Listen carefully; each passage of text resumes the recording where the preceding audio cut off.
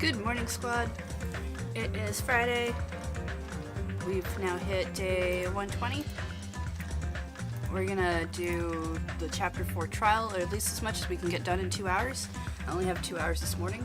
However, because I really do want to get this game done before PAX East, I'm gonna also be streaming tonight at 7 p.m. I don't know for how long, at least so I can get through some of this. And tomorrow's stream for Saturday, I'm actually moving till 8 p.m. into the evening so that I have time where I can play this game again and I don't have to switch games.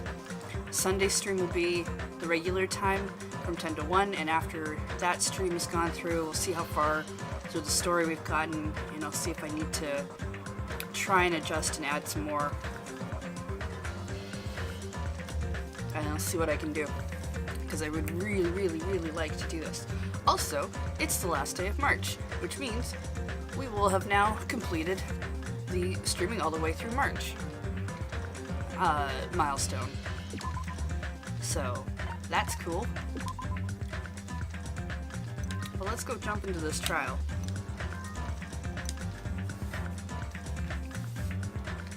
Who we got? SC, MTV CM, Undertoast, M-Drift, Safari Man, Karastonia, Fickle Muse, Conspiracy, Duncan Ronitz.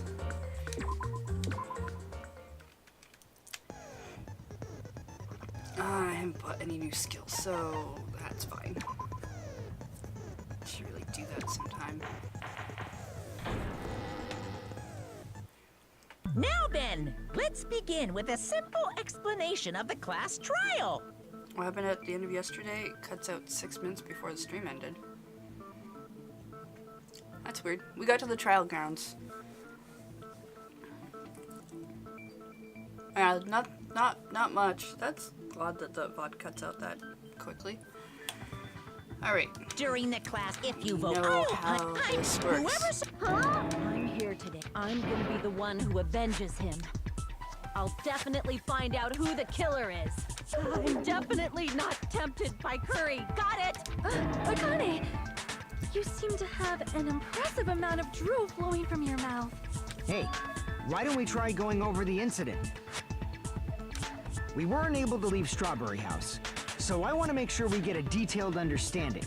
I discovered Nekomaru's body a little before 7 a.m. I headed over to Grape Tower for Monokuma Taichi and found the body there. Hajime and Chiaki were also with me.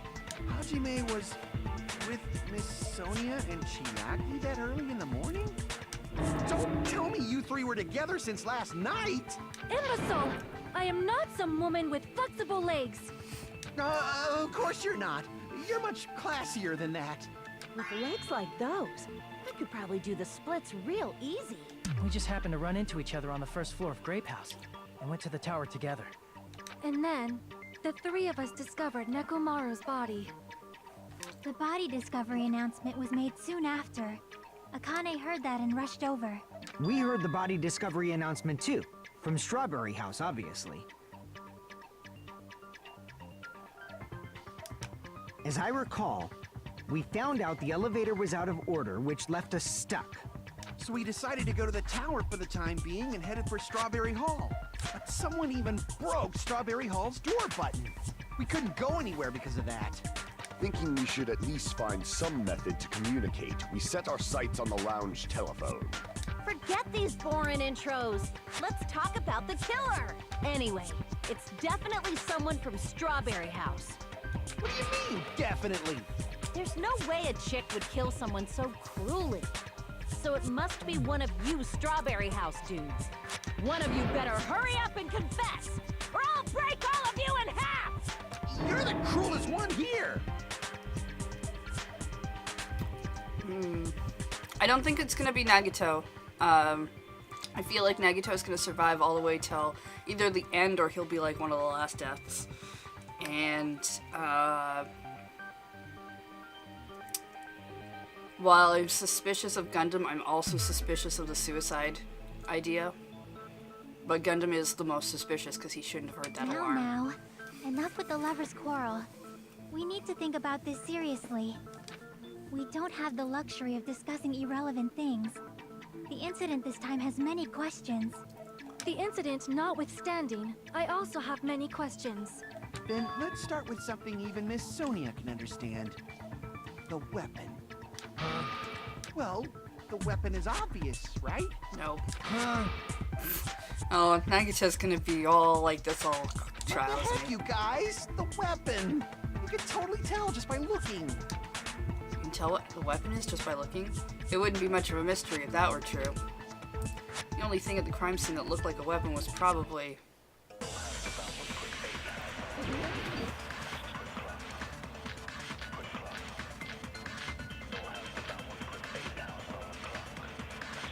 tipped over pillar. I guess we should figure out the weapon first. The weapon was right there at the scene of the crime! That pillar, huh? No, the hammer! The killer used that hammer and beat the crap out of him! If it was unexpected, I suppose that is possible. That's right! It was a surprise beating! The weapon is decided! Okay.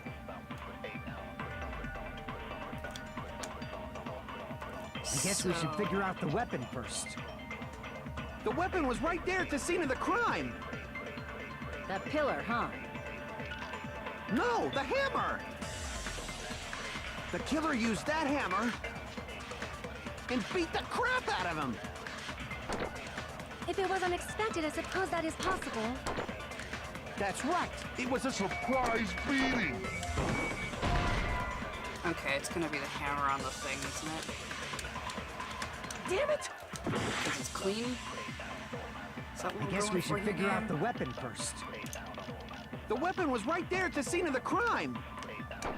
That pillar, huh? No, the hammer! The killer used that hammer and beat the crap out of him! No, that's wrong.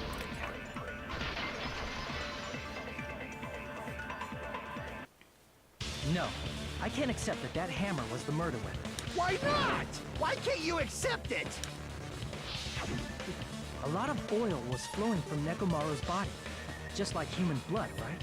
Oh, in regards to the trailer, the game Nagito told us about a book where the killer ended up being the person who was from the point of view of the book.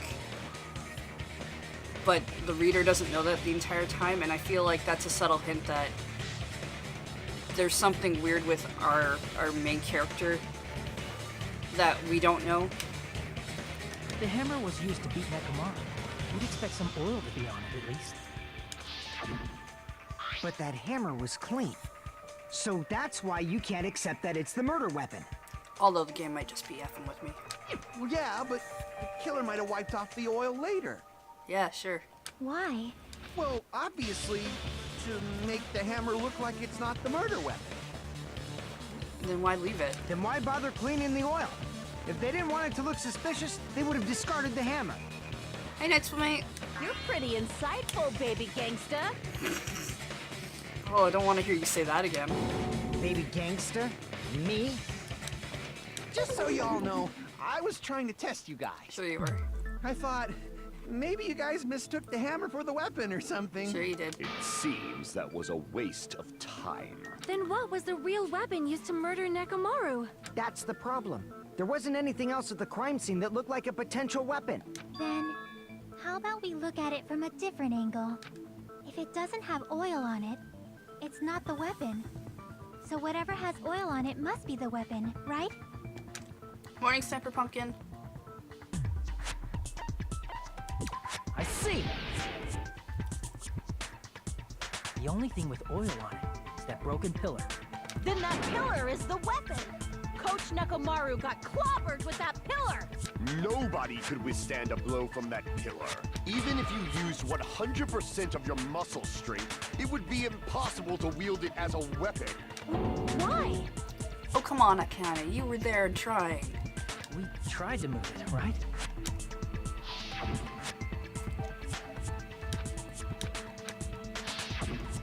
Yeah, That pillar was pretty freaking heavy. But there's one dude who could have lifted that pillar. Hey, old school. Hello, old school people. Huh? Who are you talking about? Coach Nekomaru's robot body.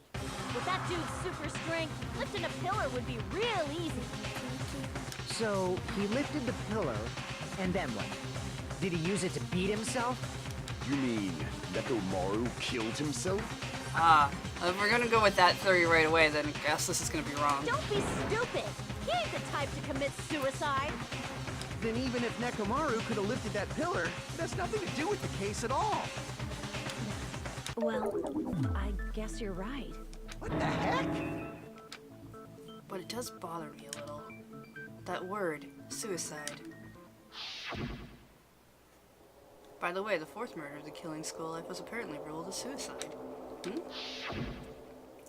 No, that shouldn't matter. There's no way Nekomaru could commit suicide.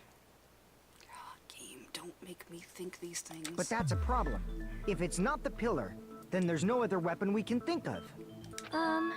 There may be a way to use the pillar as a weapon without lifting it. Huh?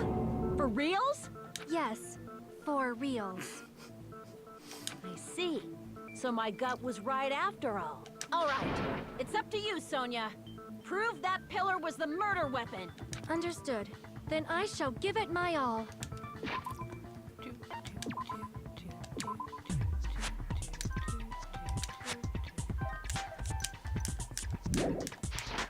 Sonia, here I go!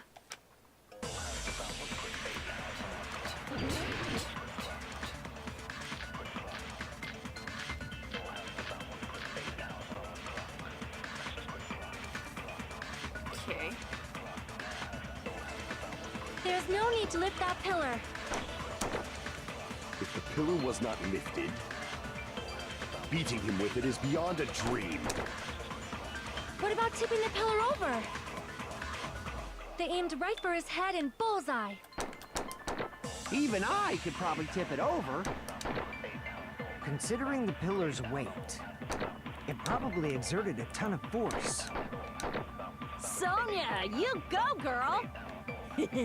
I'm getting hella excited!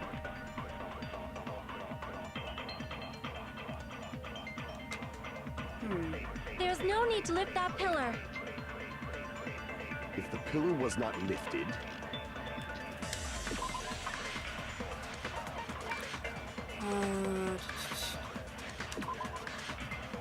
That's probably not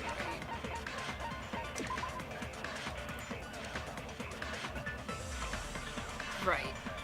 So it's gonna be the pillar fragments. beating him with it is beyond a dream. What about tipping the pillar over? No, that's wrong!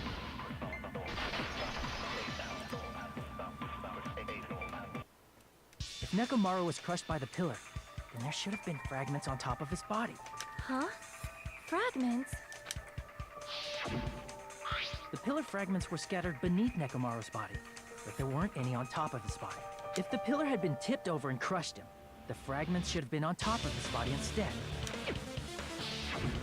I briefly considered that too, but it's probably not what happened. I see. That was entirely my bad. If they didn't tip it over, then how did the killer murder Nekomaru with that pillar? How much longer are you gonna focus on the pillar? Just let it go already. See, if you go with the suicide angle, he definitely could have made it through the final deaths room. At least for the Russian roulette portion. And then could have decided to kill himself so that everybody else could get out. But the last time we did a suicide thing, it was more of a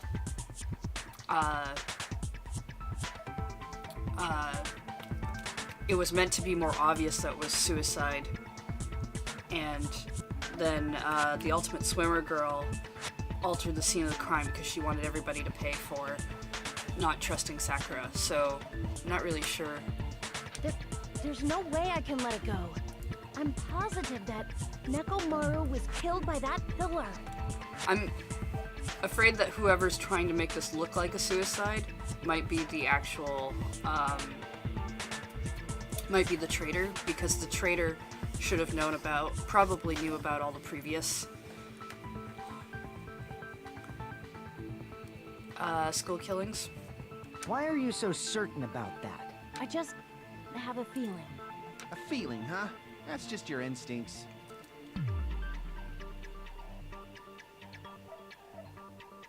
But we can't say for sure that that instinct is wrong, can we? There's another way to use that pillar to kill. You guys just haven't noticed it. Is that true?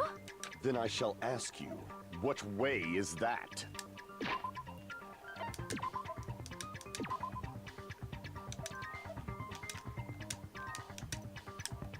You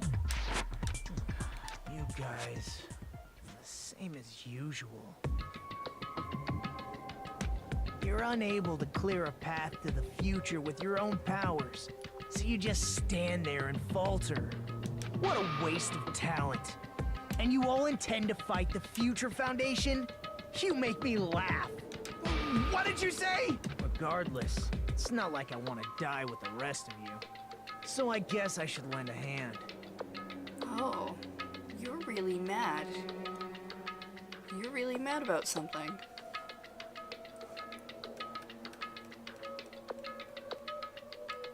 Hey, Nagito. What the hell happened to you? How come you're not talking like a lunatic anymore? I've learned a valuable lesson. Ignorance is by far the greatest shame. Huh? What do you mean? Who cares? Just tell us how the pillar was used to kill. Well, first of all, the pillar itself is not enough. But when combined with a specific item, there's a way it could be possible. A specific item? Of course, the ultimate weapon. Ultimate weapon? Isn't that the thing you get when you clear the final dead room? So, Nagito knows what the ultimate weapon is? I don't think he does. I think, unless the ultimate weapon is that window, I literally think that the ultimate weapon is missing. Of course I know. But I'm pretty sure everyone else has seen it, you know? Oh, okay. Maybe not. We've seen it? That's right. You've seen it clearly. Because I, the one who has claimed dominion over evil, am the ultimate weapon. Gundam, first of all, bad time for Chuni. Second of all, by claiming that, you're practically saying you did it. I am he who cuts the insolent catalyst which flows out from the chaos with the sword of victory. It's only fitting that I deserve to be called the ultimate weapon. Love you, Gundam, but silly. Seriously. No, you are far greater than the ultimate weapon, since you wield your 4 dark devas of destruction. Aw, I see. I do like it when he gets embarrassed. It's real cute. I don't know why, but I'm not liking this. Yeah, shut up, Soda. Cut the bullshit and say it clearly. What is the ultimate weapon? In order to clarify that, we first need to solve the secret of the funhouse. Huh?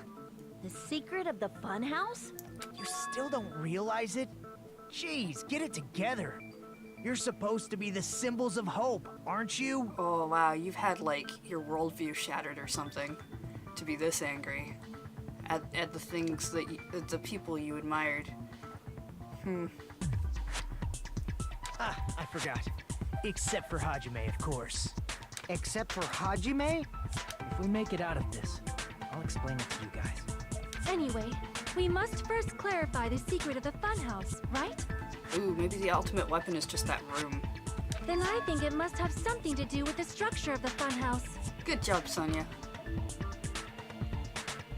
Strawberry House leads to Strawberry Tower, and Grape House leads to Grape Tower. But in actuality, they are both the same building, and both houses are linked to the central tower. It is undeniable that such a sweet building structure is the secret of the funhouse. Man, not only does that make perfect sense, but Miss Sonia's beautiful voice is just so soothing. Faux show! I shall leave this matter to your discretion. For sure. Two houses are connected to the tower in the middle. I thought that at first too. But, actually, other thing. They're connected by the elevator. I ended up finding proof that completely contradicts that. I did? Okay, cool. For sure.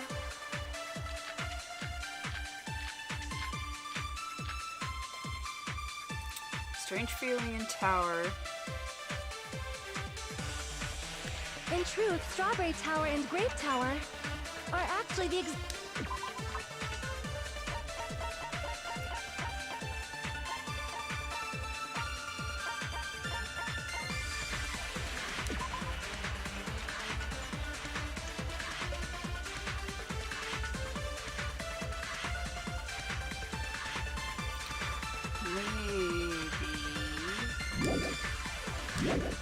same place.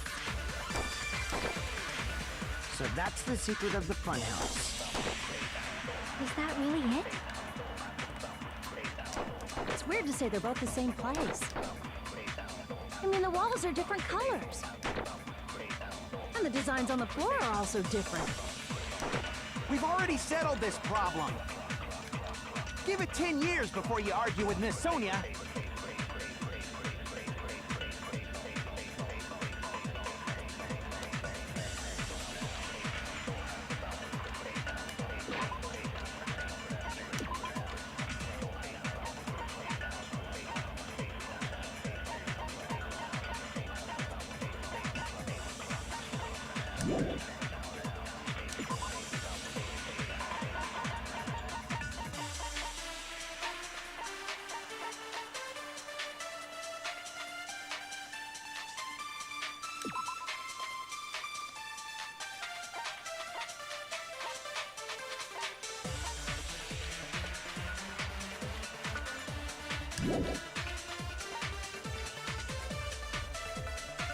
Yeah, okay, it's gotta be the strange feeling. In truth, Strawberry Tower and Grape Tower are actually the exact same place. So that's the secret of the funhouse. Is that really it? It's weird to say about this. I mean, the walls are different kind of designs on the floor. We've already settled this. Give it 10 years before You argue with Miss Sonia. In truth, Strawberry Tower and Grape are actually the exact same place. No, that's wrong.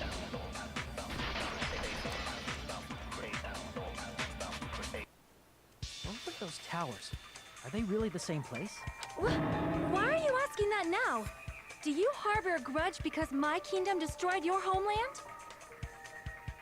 Your kingdom did now what? What now? Hajime, I won't tolerate any sort of rebellion. I mean, doesn't it seem strange? When we went to Great Tower from Great Hall, Nekomaru's body was in front of the door to Strawberry Hall. But when we went to Strawberry Tower from Strawberry Hall, his body was in front of the door to Great Hall.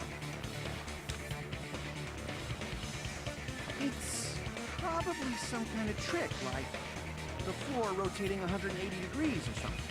If it is, then see? That means it could have passed as the exact same place, right? If so, then what?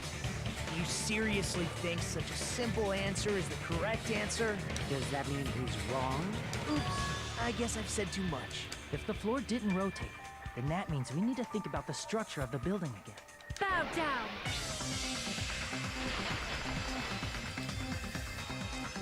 Then how about this? Somebody moved Nekomaru's body. Oh, come on, Sonia. You know that is not even...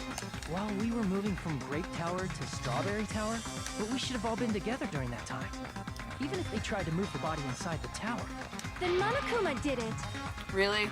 While we were moving, Monokuma quickly moved things around. But Nekomaru's body wasn't the only thing moved. Are you saying the broken pillar was moved too? If it is too heavy to carry, let them roll it. Just like if there is no bread, let them eat cake. It's not a good example, but okay. Okay, it's gonna be the oil on the floor. Probably. There are many different ways. The body and the pillar could have been moved. The pillar could have been rolled, and Nekomaru could have been moved piece by piece.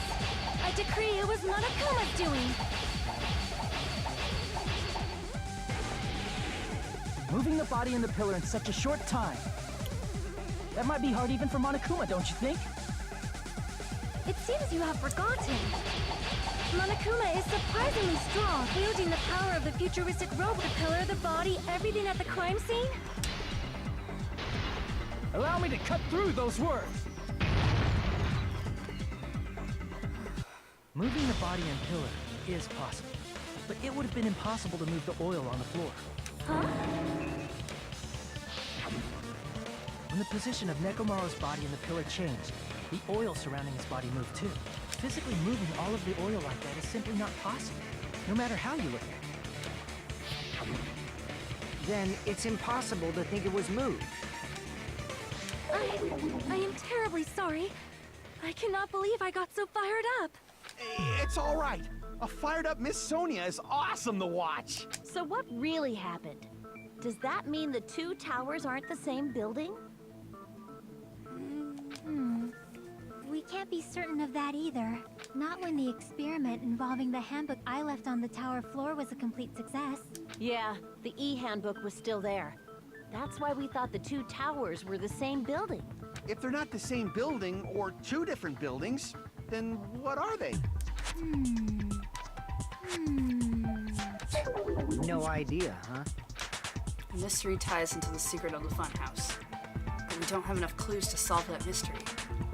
Then the only thing we can do is rely on the one person who has those clues. Hey, Nagito. I thought it would come to this. I knew my turn was coming up.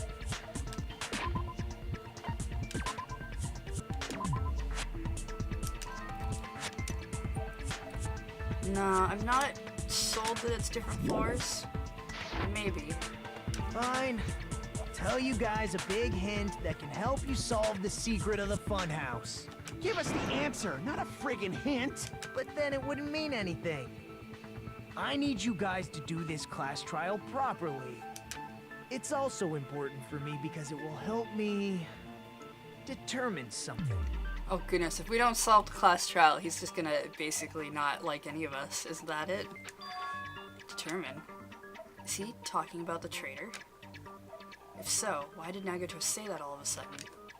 Did something happen to him? But how do we know your hint is any good? It's suspicious that you're the only one who knows it. I have a good reason for that. The reason I'm the only one who knows it is because I was the only one who performed the appropriate action. You performed the appropriate action or rewind the secret. I see! You're talking about the final dead room, right? You cleared the life-threatening game there and found something, didn't you? That's right. The hint is what I saw after I cleared it. In the depths of the final dead room, there was a hidden room surrounded by concrete. And there, a small conspicuous window waited, all by itself. From that window, I saw some very strange scenery. Strange scenery? Instead of explaining it, it might be faster just to show you. At an opportune time, I found a perfect camera in the final dead room. Oh, right. You took a picture? Huh. Didn't see that coming. Yep. Nagito grinned creepily as he retrieved a small digital camera from his inner pocket. See? This is it. And as he said that, he showed us a peculiar picture. Let me explain it to you again.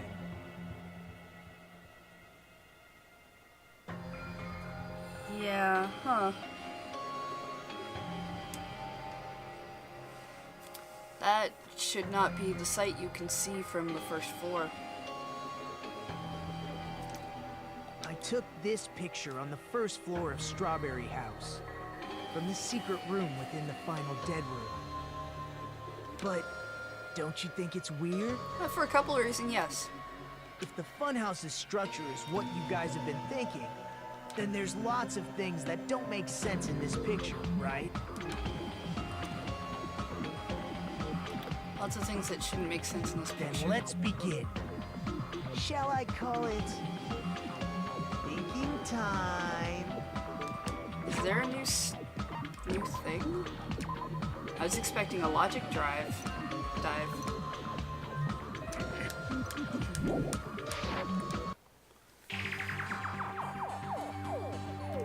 What doesn't make sense in this picture?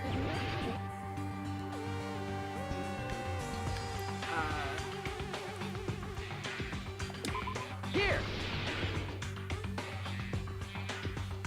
If the structure of the funhouse is what we thought it was, Grape House and Strawberry House should link to the tower in the middle. Which means, if you're viewing the tower from Strawberry House, you should see Grape House behind it. But in this photo, I don't see anything behind the tower. No shadow, no shape, no Grape House at all. I see. Is that it? I said there's lots of things that don't make sense in this photo, which means there are other contradictions contained in it. It doesn't make sense in this picture.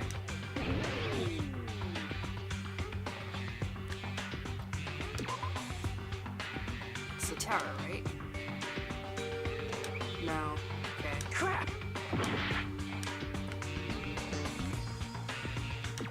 Here! Jeez. You said this photo was taken from the hidden room inside the final dead room, right? If that's the case, then that means it should have been taken from the first floor of Strawberry House. Yeah, it should have been. Then, this is definitely strange. This photo doesn't look like it was taken from the first floor. The angles suggest it was taken from higher up. That's right. Good call. In summary, this is the truth contained in this photo. The first floor of Strawberry House is located in a high area, and Grape House is not behind the tower. It's not? Are you saying that Grape House is merely an illusion spell cast by Monokuma's cursed eye? No. Because... no. From this point on, do your own thinking. Now that you've finally met the same requirements as me. If you guys are truly symbols of hope, you can easily solve a simple mystery like this. Yeah, I know I said logic drive. I meant logic dive. The two words are too similar. It might be possible for Hajime to solve it too, even though he's just a normal high school student. Nagato, are you... I don't like this version of you either. Despite the fact that you don't have a real talent, you already know about the other clue. Yeah, the clue. Is he talking about that one time? Why are you here? Because I showed up. Oh, right. You're referring to when you suddenly appeared on the second floor of Grape House, right? I'm asking you just to be safe. At the time, where do you think I came from? The top floor, right? Such sharp eyes. So you realized it already? Top floor. So the third floor? But the Monokuma archive should be the only room on the third floor of Grape House. Unless What does it mean? they're connected. Is that thing just another hint on figuring out the mystery behind the funhouse's structure? Probably. I keep saving in case something bad happens so I don't have to go back too far.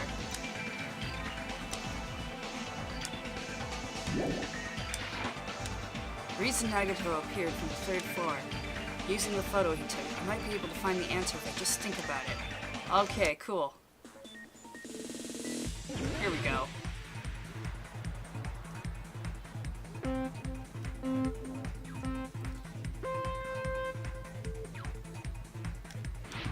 Let's jump in.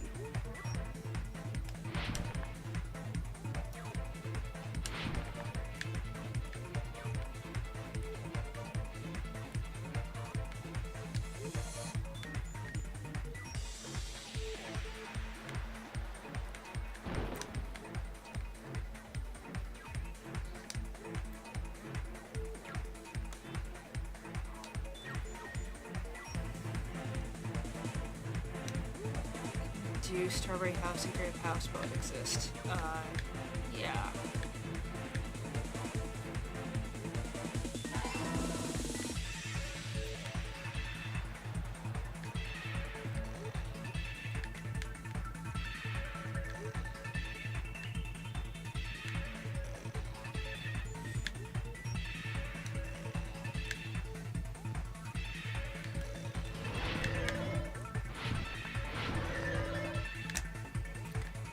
Strawberry House and Grape House, the same building or two different buildings? I think they're the same building.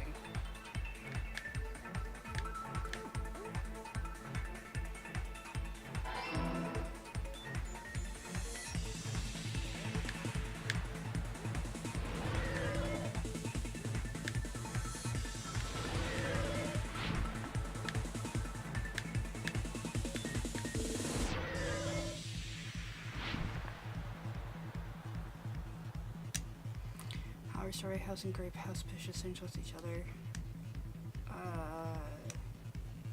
Vertically?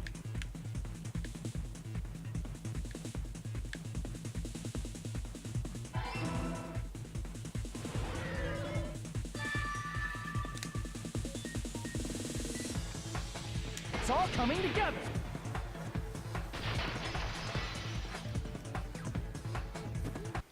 I got it. I know the secret of the funhouse. Then let me hear it. What kind of answer will you give, I wonder? Doesn't really explain the elevator. Unless... In the picture Nagito took from Strawberry House, I didn't see Grape House at all. So where did Grape House go? There was only one possibility. It was in a position where it couldn't be seen from Strawberry House. Which means Strawberry House and Grape House are in the same building, but on different floors. Same building, different floors?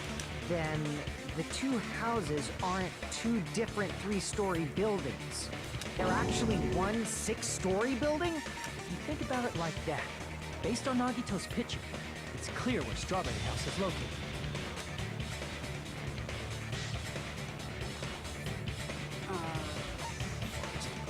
I see! On top of Grape House. That's where Strawberry House is located. Because of that, the photo taken from the first floor of Strawberry House was at a high angle. Altogether, this means the first floor of Strawberry House is also the 4th floor above Grape House. Oh, snap! I never expected that the two houses were connected vertically. But what about the shape of the building? The two houses were completely different shapes. Strawberry House is 4-sided, and Grape House is 6-sided, right? It never occurred to us that they were the same building because it was structured with two different shapes. A quadrilateral and a hexagon, overlaid atop each other to misdirect how we would perceive them. And it worked, didn't it? Disregarding the tower, we fully believed the two houses were two separate, distinct buildings. In order to conceal the unique design of the funhouse, Monokuma put us to sleep so we couldn't look at the outside of the building when he brought us to it. Ah. You've just been Kuma'd! Don't you think a building full of so many surprises totally deserves to be called a fun house? Then, it's true? The building was really like that? That's right! Those two houses exist on different floors in the same building! Hey, cutie. Constructing a building like that on your own without my knowledge? How horrible! Then what about the towers? Are they arranged vertically just like the houses? Yeah, Strawberry Tower and Grape Tower should have also been different floors inside the same building. Just like Strawberry House was on top of Grape House, Strawberry Tower was also on top of Grape Tower. However, if they're different floors within the same building, why was Nekomaru's body in both places? Aw, your precious hammies don't know? But it's so simple. Alrighty then. I'll be the one who solves this mystery in a flash. Please watch me, Miss Sonia. You're gonna say something dumb.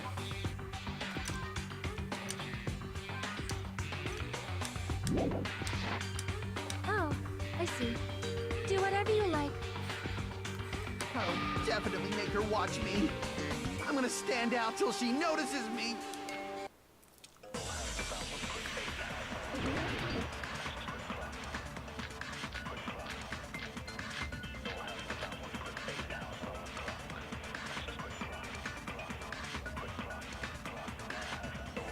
I'm gonna solve this mystery in a flash.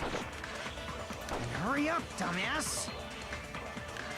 One of the bodies in one of the towers was actually a dummy. You mean a fake body? Nekomaru died with a mechanical body. It should be possible to construct a dummy from spare parts. You're magnificent, Gundam! No fair! You totally stole my spotlight! So which one was the fake body? Shut up! Just pick one of them! Really?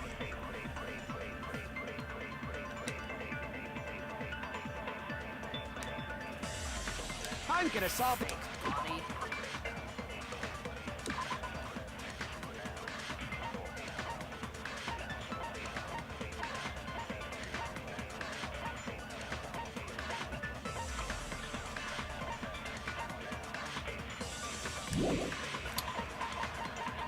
I know the other one was Strange Feeling.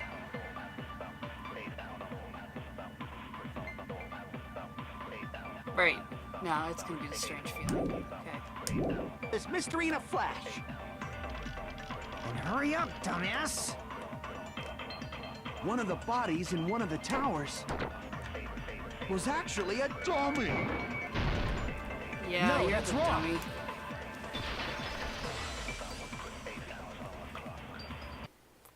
Nekomaru's body wasn't a dummy. That can be proven by Kazuichi's account. Me? Remember? When we moved from Grape Tower to Strawberry Tower, we thought the body had moved. And that's when you said, Oh, no, all the parts I carefully arranged when I disassembled the body moved too. right up until that moment, you were disassembling Nekomaru's body at Grape Tower, right? The killer couldn't have known how you'd take apart his body, so they couldn't have built a dummy. Unless Kazuichi was the one who built the dummy, then it would be a different story. Miss Sonia, that's a pretty harsh joke. You are joking, right? It's alright. Kazuichi is not the killer. If he was, he wouldn't have fixed the elevator or the button in Strawberry Hall. It'd be much more convenient for the killer if it stayed broken. I see. That is disappointing. I'm even more disappointed. Oh. However, even if Nekomaru's body wasn't a dummy, it's meaningless if we don't have the important answer. The reason Nekomaru's body was in both towers, even though it was supposed to be on different floors. Maybe it was simply moved? The body moved to a different floor? You can't think of a device like that? A device that moves things to different floors in the same building? A device like that? A device that transports things to different floors in the same building? I feel like I've seen that before. Alright, let's do this. Aw, no, no. Damn it. The word better be elevator.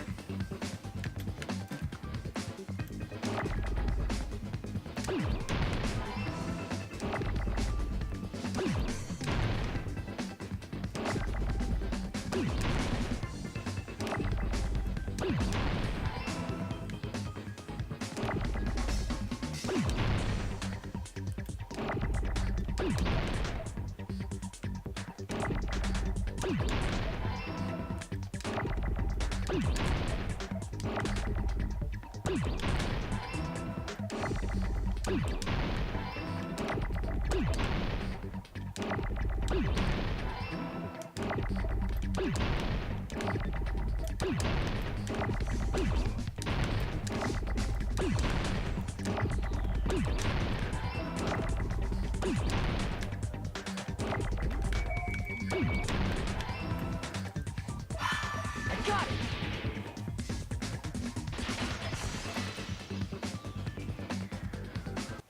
You must be talking about an elevator. What? Are you saying Nekomaru's body was transported using an elevator? Where the hell is this elevator anyway? It's the tower itself. The inside of the tower is one big elevator. Which means the tower was designed so that the whole room goes up and down like an elevator.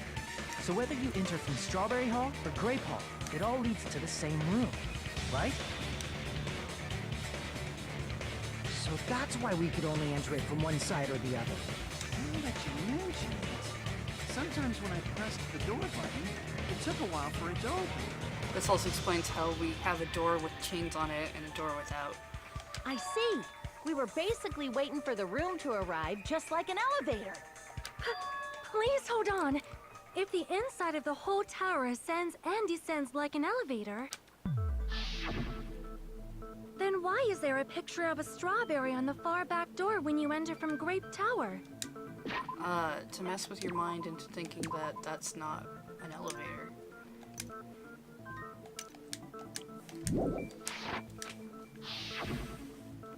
And a picture of a grape on the far back door when you enter from Strawberry Tower. If the room just moves up and down like an elevator, there's no reason for the doors to change. Plus, after the incident, the far back door in Grape Tower had chains wrapped around it, right? But when we entered Strawberry Tower, those chains were gone. Not just that, but if I remember correctly, even the doorknob was broken off. There are too many strange things. Was that tower really an elevator? When you see people and things, make sure you focus on the good parts instead of the bad. What did you say? So, let's put aside what's changed and focus our attention on what hasn't. Why do we have to do that? It's fine. Come on. What does everything that hasn't changed have in common? The things that didn't change when we moved between the two towers. Includes the body, the pillar, and the oil. We've been talking about that stuff for a while now. There shouldn't be anything strange about them, not even the fact that they all moved with the elevator.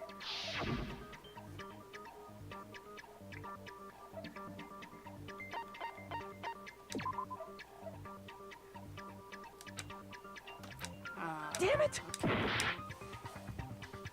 That didn't change.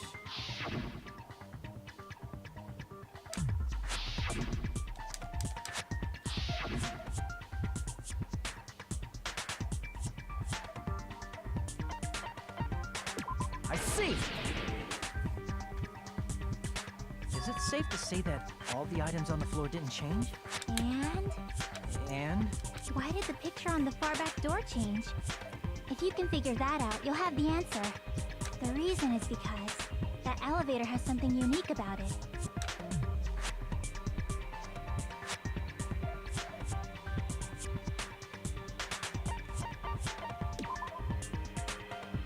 Nope. Damn it! Something unique about the elevator.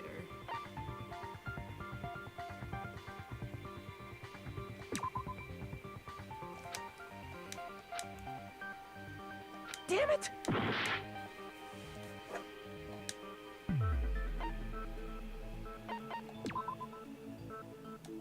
Nope. Damn it! Only the floor moves? I see! Okay. So that's it. The elevator was designed so only the floor moved. Only the floor moved?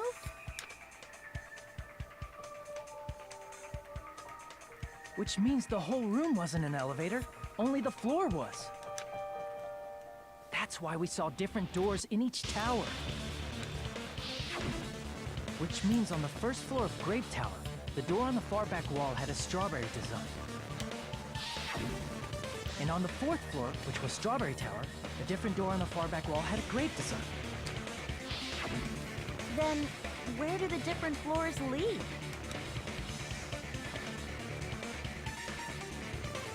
I want to say they lead outside, but they're probably just for show. Just for show. Why was something like that necessary? So we'd falsely believe that the doors were connected to where their picture signified. It was actually very effective. Because of that, we totally misunderstood the building's structure. I don't get it. But I guess it means whoever designed this building had a totally twisted personality. I mean, they designed a fun house. I guess that's not mutually exclusive. Did you hear that, mon ami? Don't blame this on me. Take responsibility for yourself. Then I'll take responsibility. Like, there's no way that's gonna happen. Stop with the tasteless jokes. By the way, what does the chain on the far back door in Grape Tower mean? It was probably wrapped there by the killer to keep us as far from Strawberry Tower as possible. Why? Because of that chain. You guys thought you couldn't enter there, right?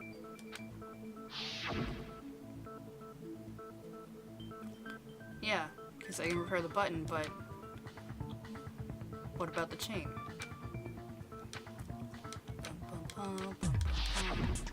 The killer destroyed the Strawberry Hall button, so we'd stay away from Strawberry Tower. Everything was done to tamper with the evidence, so we wouldn't find out about the secret of the funhouse.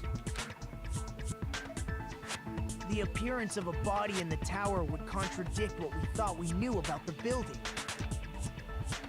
In that situation, if we'd gone to Strawberry Tower, we'd have seen that contradiction firsthand.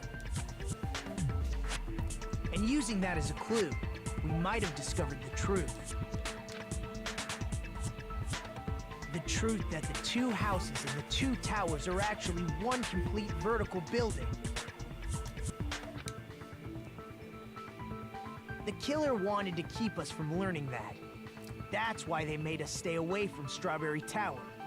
They destroyed the button and wrapped a chain around the door just for that? Would it really have inconvenienced the killer if we learned the true structure of the building? It would have been a major inconvenience. After all, this funhouse is strongly connected to the ultimate weapon that killed Nekomaru. Hold on. You're progressing much too quickly. There's still a contradiction concerning the building structure. What a pain. It's fine already. Gundam, please proceed. You said earlier that Strawberry House and Grape House are connected vertically, right? If so, how does the contact elevator supposedly transport us from one house to the other? I see. Now that you mention it, I completely forgot about that matter. Well, no, I didn't, but...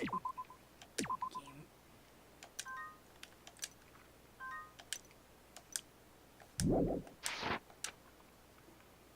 If that elevator moves vertically, then when your back is facing the elevator, both towers should be on the same side.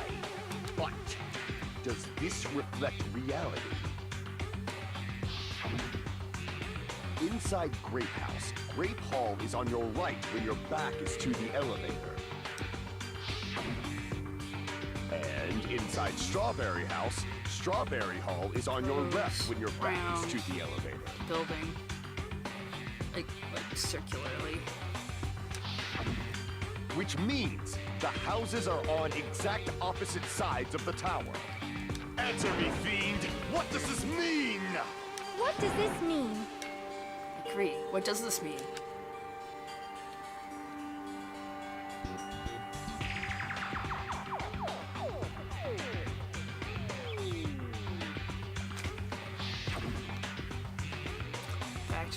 My back is facing the elevator in Grape House, the tower is on my right. And when my back was facing the elevator in Strawberry House, the tower was on my left.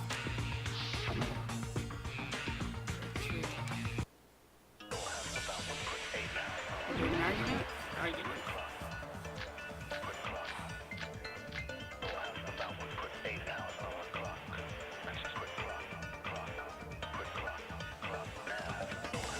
The two houses are connected vertically.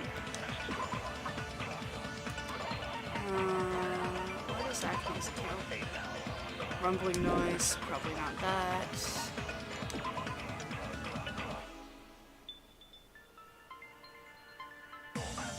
Yes, not the account.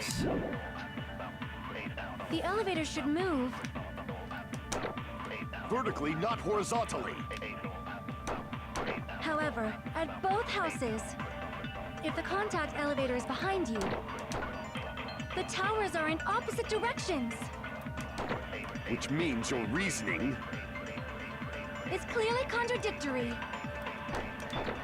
What's with this iron curtain of teamwork? Sort of matching argument sounds like it makes sense, but correct. If the two houses are connected vertically... The elevator should move. Vertically, not horizontally. Okay, so I've got the word vertically. However, at both houses, if the contact elevator is behind you, the towers are in opposite directions. Which means your reasoning... Jeez. It's clearly contradictory. Contact elevator. What's with this?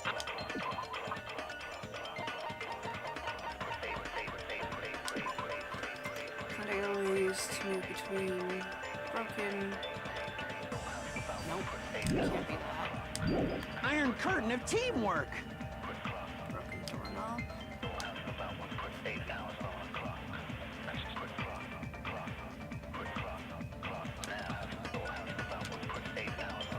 If the two houses are connected vertically... The elevator should move. Vertically, not horizontally.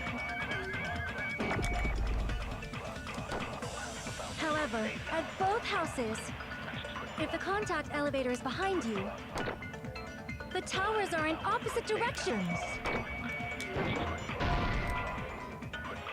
Okay, I think it's the opposite side. Damn it! If the two houses are connected vertically... The elevator should move.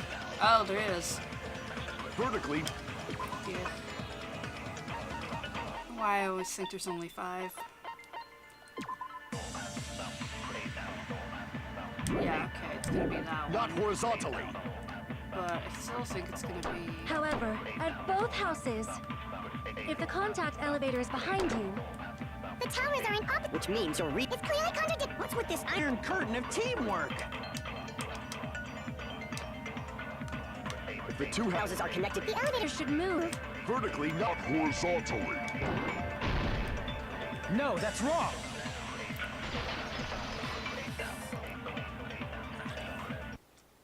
The elevator wasn't just moving vertically. Isn't that right, Kazuichi? Huh? Me? Come on. You used the elevator while you were holding that compass Nagito gave you. Why do I have to remind you of these things? Ah, that. Yeah, it was pretty strange.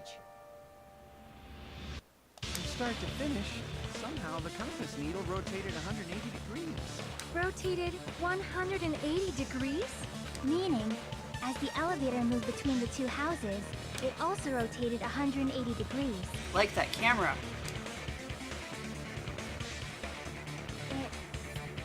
It was probably following the building's perimeter as it rotated to the other side, which means the exit would be on the opposite side once you arrived at the other house, right? And thanks to that, the tower we saw on our right side when we arrived at Grape House appeared on our left side when we were at Strawberry House. an elevator that rotates while it moves. Is that even possible? It's like something from an amusement park. You are in a fun house. Well, a funhouse is an amusement park attraction, you know. And since the building doesn't really need to be structurally practical, it makes for some splendid fun. That's not splendid at all. You're inhuman. You say I'm inhuman, but I'm just a bear. So I was never human to begin with. I'm different from these lowly humans. So we're done with the secret of the funhouse, right? Then let's start talking about the important stuff. What's the ultimate weapon that killed Nekomaru? And how'd they combine it with the pillar? Gravity. Huh? You still don't know what the ultimate weapon is yet? It's what I found at the Octagon, you know. What is the Octagon? I haven't heard about that yet. Oh, my. I can't believe I have to explain that now. As long as you know what an Octagon means, you can solve this simple mystery easily.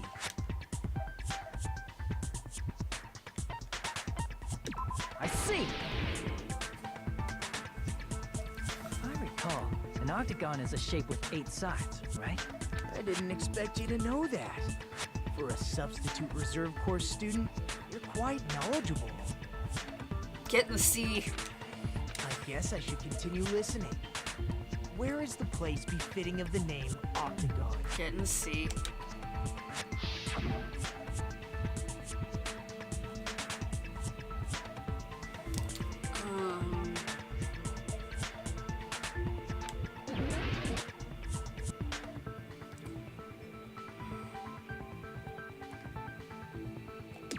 Here!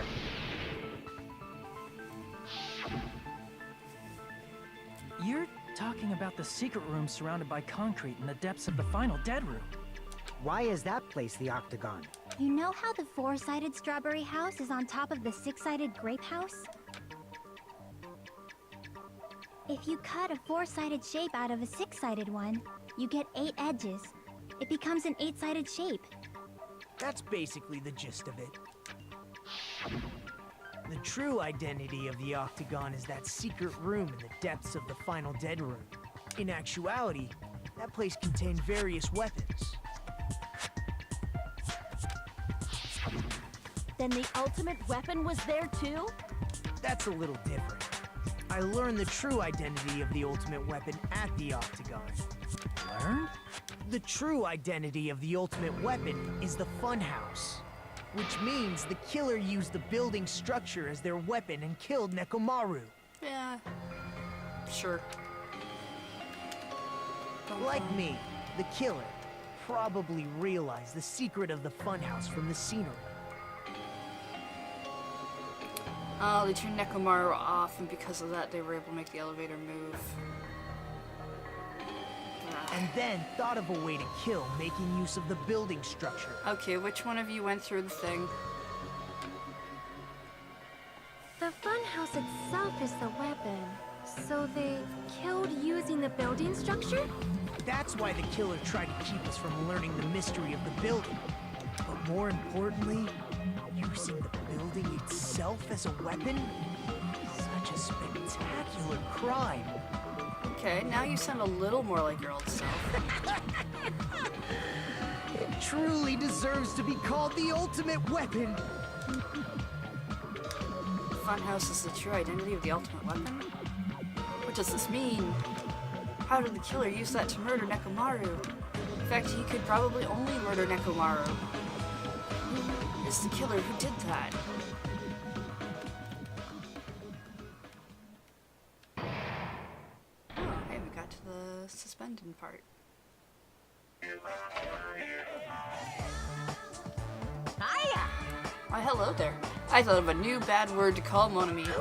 Oh, I can already tell I won't be pleased by this. Then let me say it right away. Oh, I'm already used to insult and slander. There's no way I'll get hurt by a mere word. Monami is a serious Stufatly. That's much more straightforward than I expected. That's not it. That's not it at all. Okay. Perfect downstream attack incorporating all 3 of these words. Oh, there's a fat hit in there. Okay, everyone, all together now.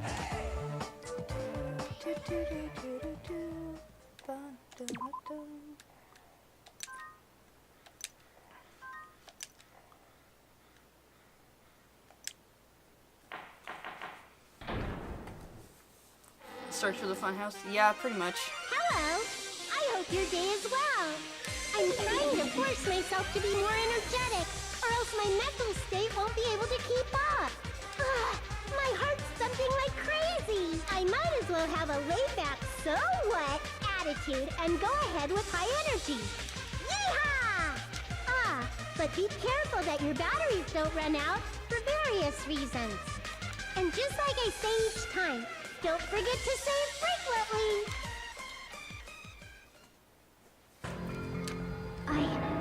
I never expected the funhouse itself to be the ultimate weapon. Oh well, let's just press on ahead. Is it really alright to accept a situation so easily? I don't see why not. I mean, that's not what's important. the thing that's really important is the killer who used the building structure. Like, who's Mekumaru's murderer? But is it really okay to believe the building is the weapon? Nagito said it, you know. There's no way I'd lie at such an important moment. I don't want to die either. Why is that, though? You were so eager to be a stepping stone. Is it before? What happened to the bastard who kept saying how much they didn't mind dying? He's right. There was a time when I thought I could become a stepping stone for your hopes, but I will sincerely retract that remark. Retract? I'm disappointed too, you know. If this was a murder for the sake of hope, I'd happily sacrifice myself. You say such falsehoods, per usual. There is no such thing as murder for the sake of hope. Murder is simply murder. Forcibly sacrificing others for one's own desires. Even one as diabolical as I would avoid such actions. Except you're really suspicious. I see. It's fine. Let's just leave him alone and find out who killed Coach Nekomaru as fast as we can. Just so you know, it's not like I'm getting hungry or anything, you know. Akane! You're drooling waterfalls? Nagito, as usual, I can't tell what he's thinking. I have no idea if he's serious or not. Anyway, if the killer used the building structure, why don't we think about how they used it? How they killed Nekomaru. It might be better if we clarify the cause of death first, don't you think? Nekomaru's cause of death, huh? He was horribly damaged as beaten senseless with a blunt object. But if he was beaten with a blunt object, it wouldn't be a kill that utilized the building structure. He fell from a great height. I see! That's it. I think he might have died from falling. Died from falling? If the funhouse's secret is that it's a structure where both towers and houses are vertically connected, then the killer made use of its height and caused Nekomaru to die from falling. Are you saying they pushed him off? Where'd they push him off from? That I don't know yet. Don't just make things up when you don't know the method. Where in that building would you even be able to push someone off in the first place? Oh, I get it now. He was connected by the wire on his feet to the doorknob, and the doorknob came out from all the weight, and the elevator was down at the bottom of the thing. Probably crashed into the pillar on the way down, causing it to fall. It might be possible in the tower. You could push him off the 4th floor when the elevator is on the 1st floor. Did you forget how the elevator functions? When it's on the 1st floor, the door on the 4th floor won't open. Saying he died from falling is truly incorrect. You should burn in the flames of hell. But my gut is going crazy right now. If Nekomaru died from falling, where did the killer shove Nekomaru from? I'm going to reach the truth behind this incident. I need to solve the mystery next.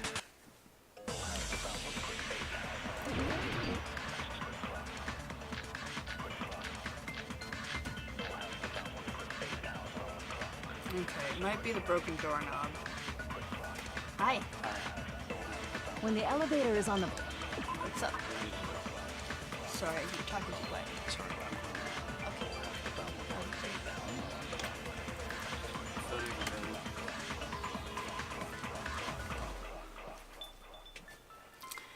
Right. Doorknob. Maybe. I'm First liking floor. doorknob. You can't go through the door on the 4th floor. It'd be impossible to shove off the victim from up there. Then, how about this?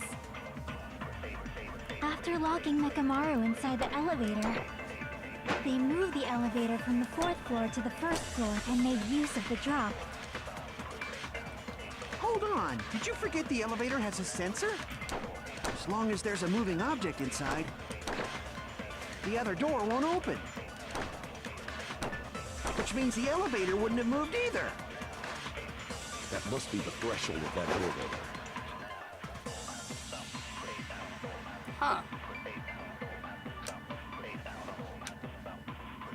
When the elevator is on the first floor, you can't go through the door On the fourth floor, it'd be impossible to shut. Then, how about after locking Nekomaro, they move the elevator and make use of the drop? Hold on, did you forget? As long as there's a moving object inside. No, that's wrong!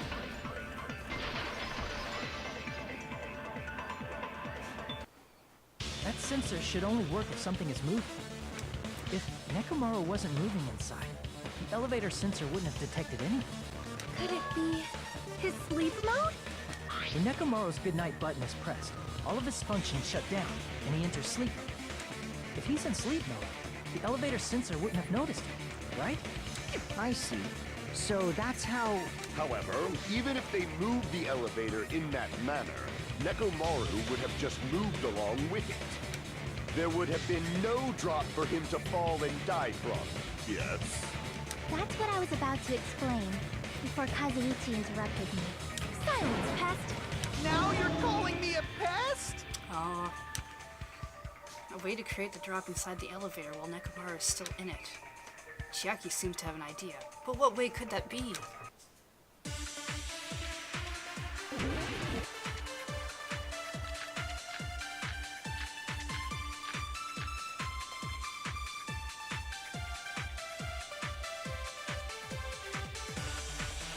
If you arrange it a certain way, you can cause the drop within the elevator.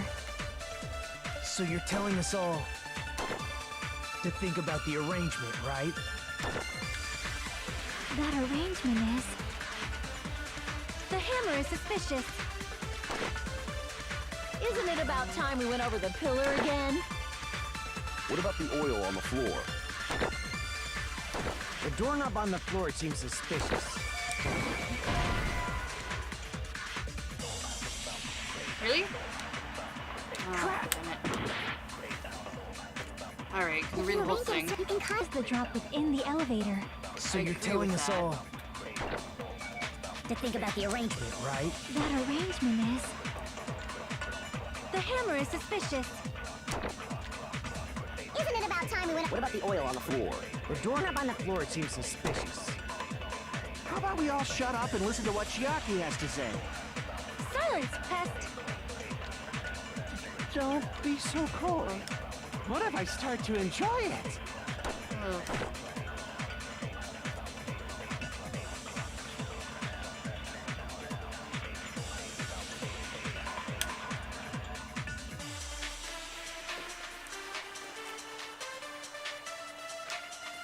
Supposed to agree If with you something? arrange it a certain way, Probably. you can cause the drop within the elevator. So you're telling us all To think about the arrangement. That arrangement. The hammer is suspicious. Isn't it about time we went over the pillar again? What about the oil on the floor? Stupid doorknob. The doorknob on the floor... Floor seems suspicious. Okay. I agree with that.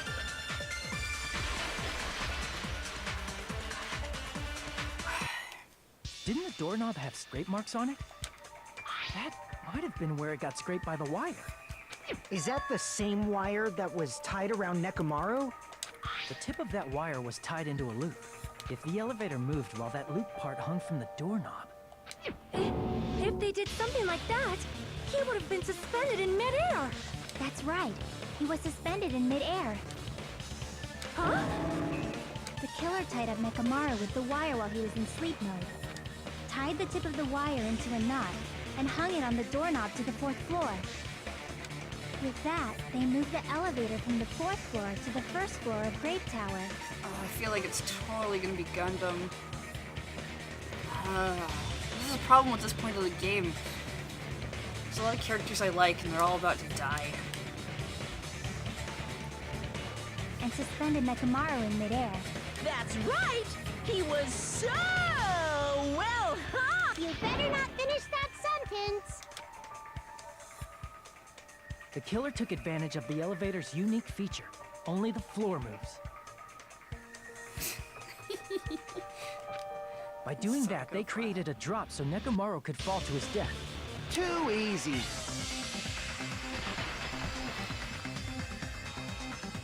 So what if they created a drop? There's no way you can make him fall and die with just that. What? If Nekomaru is suspended in midair like that, then how do you get him to fall? Because if he's suspended in midair, he won't die if he doesn't actually fall. I mean, that's a good point.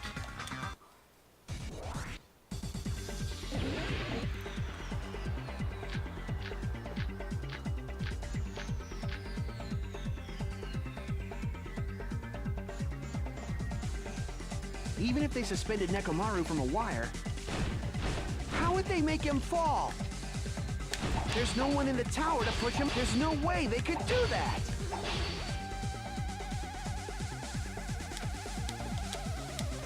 Even if they suspended Nekomaru from a wire, how would they make him fall? There's no one in the tower to push him off.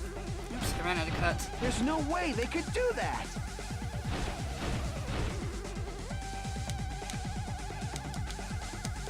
Even if they suspended Nekomaru from a wire, how would they make him fall? There's no one in the tower to push him off. There's no way they could do that. To hit them more. Even if they suspended Nekomaru from a... How would they make him fall? There's no one in the tower to push him off. There's no way they could do that. It doesn't mean someone had to push him off. It's possible that he fell on his own. What? Nekomaru fell on his own? Crap! What? Nekomaru should have still been in sleep mode, right? Allow me to cut through those words. What do you think would happen if Nekomaru woke up while he was suspended upside down in midair? What are you saying? Like, how would he even wake up? He has an alarm inside his body. As long as it was armed, it would have deactivated his sleep mode. Which means the killer set the alarm before they suspended Nekomaru. If you woke up from an alarm and realized you were hanging upside down and had no clue why, if something like that happened to you, you would start panicking a lot, right? Instinctively, your body would start moving. Nekomaru probably did exactly that. And then, in order to make it fall from the force he was generating, the wire was hung on the tip of the doorknob so it would easily slip off. In actuality, the scrape marks caused by the wire were near the tip of the doorknob, right? But Nekomaru didn't fall because the wire came off, right? He fell because the entire doorknob came off. When Nekomaru awoke, he must have struggled much more than expected, which caused the doorknob to break off. Was that unexpected for the killer too?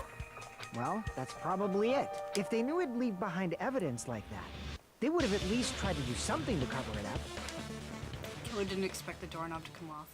The reason that even happened was because... In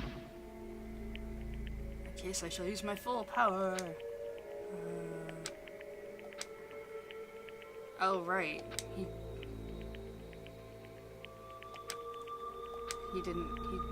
creaking, if you break off the doorknob, you'll be stuck there. That's really what it was. Then that's the clue Nekomaru left for us to find. I see. So that's how Nekomaru fell to his death. Do you finally understand now? Yeah. It appears it's just as Miss Sonia said. I'm just a pest. Isn't that right, Miss Sonia? No, I believe you gave your all. Hey! Why aren't you teasing me anymore? This guy. He gets off on... So thanks to that alarm, Nekomaru ended up falling while he was still hanging upside down.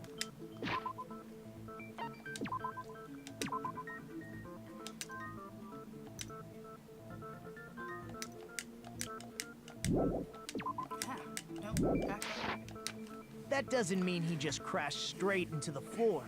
Of course, you know that too, right? It doesn't mean Nekomaru crashed straight into the floor. The moment Nekomaru fell to the floor, the only thing I could think of that happened to was... collided with the killer. I see! When Nekomaru fell to the floor, he ended up colliding with the pillar. Isn't that it? Finally, the pillar! So that's how the pillar shattered, and why oil was spilled all over the place. See, I told you the pillar was the weapon. My gut was totally right. Well, the pillar was a bonus. It's not even clear if the killer intended that, or if it was just a coincidence. At this point, it is quite difficult to find a clue that will lead to the killer. Then what about the alarm? I'm positive the alarm was set for 7:30 a.m. And if we map it out from there... Hold on, baby gangsta. Stop calling me baby gangsta! What'd you just say? Did you say the alarm was set for 7:30 a.m.? You didn't check it yourself?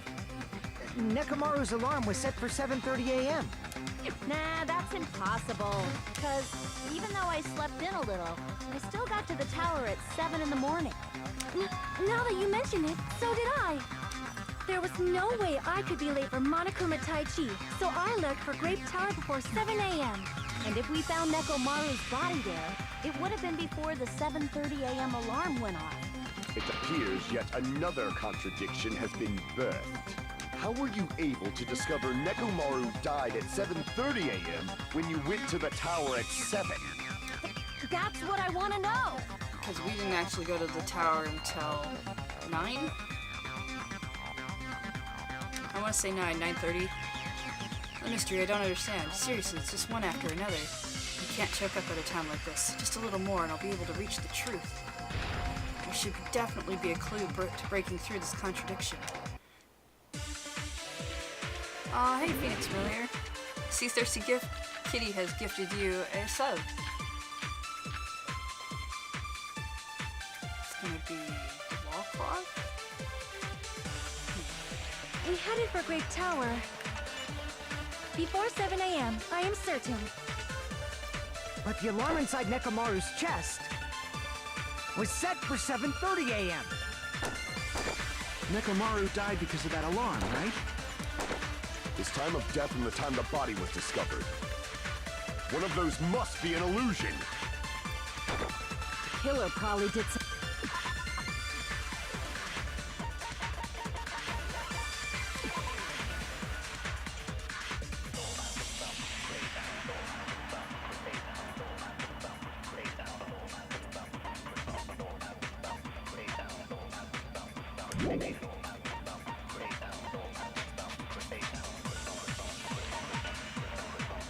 some tampering. They probably messed with the clock inside Nekomaru's chest. That's gotta be it!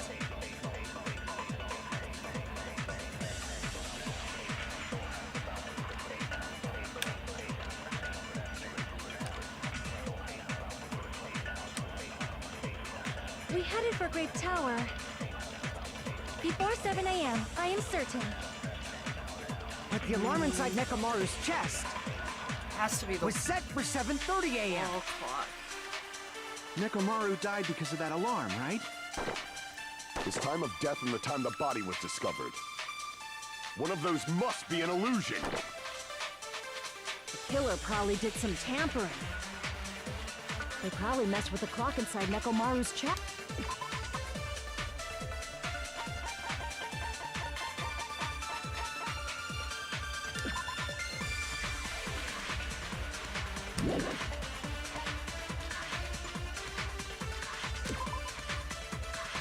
In that case, maybe... Do we have radio clock? That's gotta be it! We do. Okay.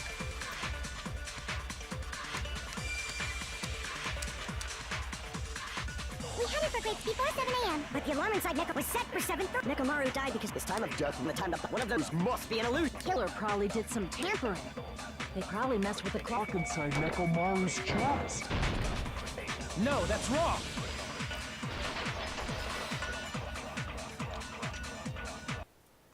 No, the clock inside his chest was a radio clock, so it would have been impossible to mess with. So you're saying there's no way the killer could have tampered with the clock?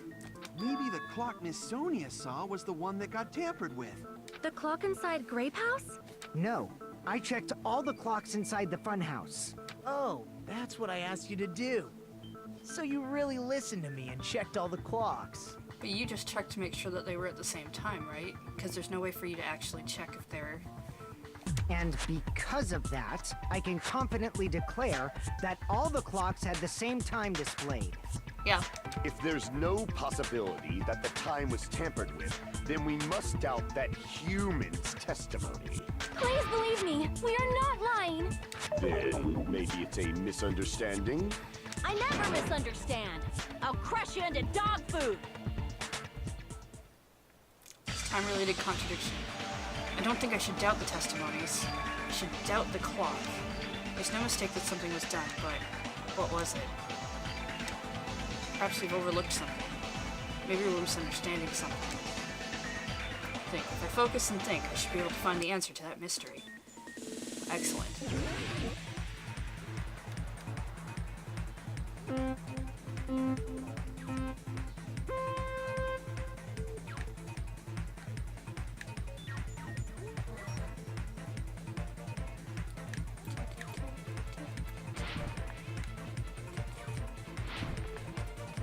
Whoops.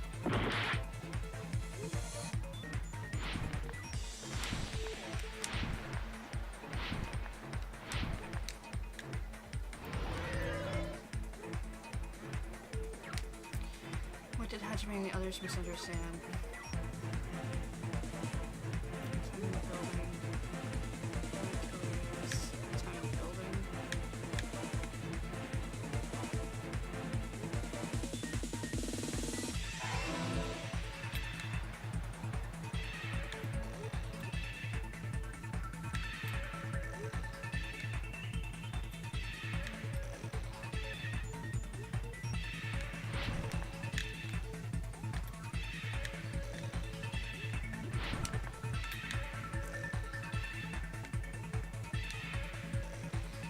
Which clock was tampered with?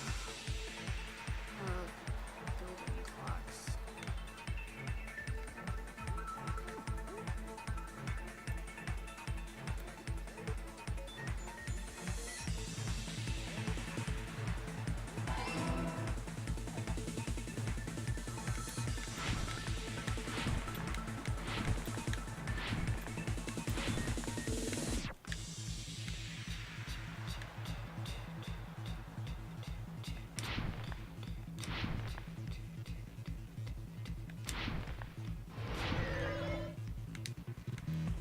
Which house had the wrong time? Both of them.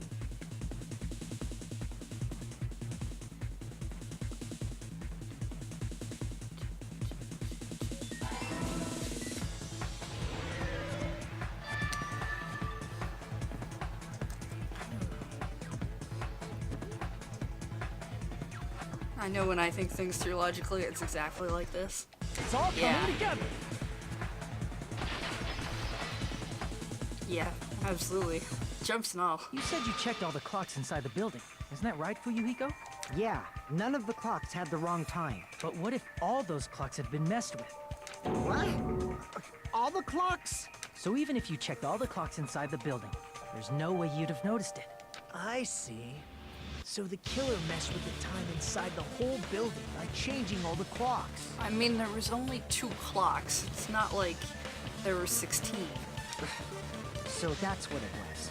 There's no way I would have noticed that. This is truly fantastic! Now's not the time to be pleased. More importantly, how much was the time off? She's right, that's the main problem. I need to clarify by how much the time was off after the killer messed with the clocks. It's definitely the next mystery. I'm going to reach the truth in one go.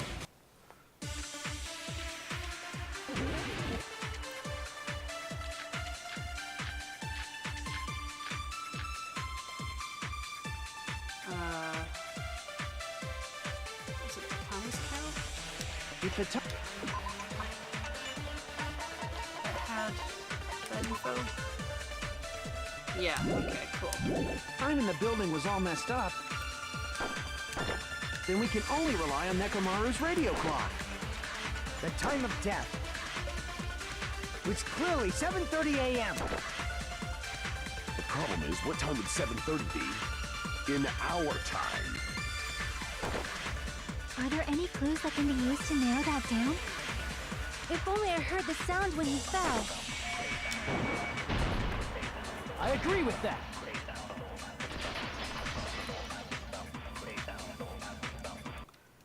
right. We should have heard the sound he made when he fell. Wasn't it that rumbling noise? Rumbling? I thought it was just an earthquake, so I went back to sleep. Was that the sound from when Nekomaru fell? Well, a huge body fell from the 4th floor to the 1st, and the pillar fell with it. It's obvious we'd hear the impact sound. We heard that noise too. It was when we were gathered at the Strawberry House Lounge. What is it, Sonia? Oh, well. That sound everyone heard? I did not hear it at all. Huh? You probably didn't hear it because you were sleeping. I could not sleep at all. I was awake the whole night with hunger pangs. There's nothing to worry about. What's important is that rumbling noise anyway. If we use that rumbling sound as a reference, we might be able to figure out how much our time was off. I heard that sound probably around 5:30 in the morning. Huh? You can tell? I instantly woke up and left my room. And that's when I saw the clock in the lounge. Excellent work, Akane! That rumbling sound we heard was at 5:30 a.m. It's like the answer to how much our time was off was literally 2 hours. I see! Nekomaru's alarm went off at 7:30. And if we heard the sound of his impact at 5:30, that means our time was off by 2 hours. 2 hours? That much? We were starving pretty badly. There's no way we would have noticed. We were in a building with no windows for a day and a half. How would we notice? Plus, the funhouse has no windows. And there weren't any Monokuma announcements either.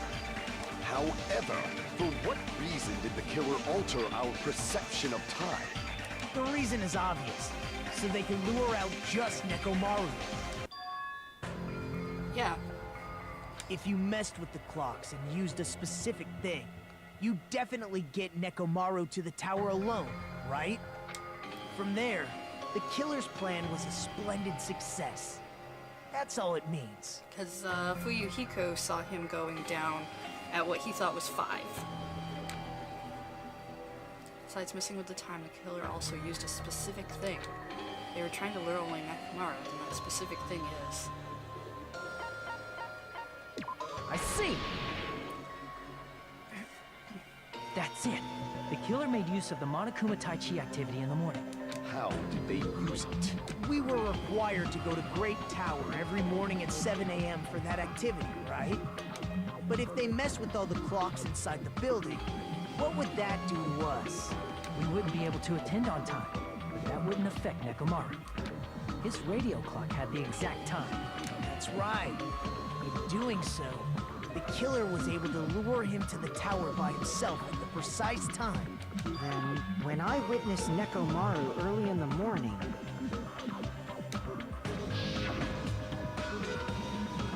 If I recall, you witnessed Nekomaru around 5 a.m.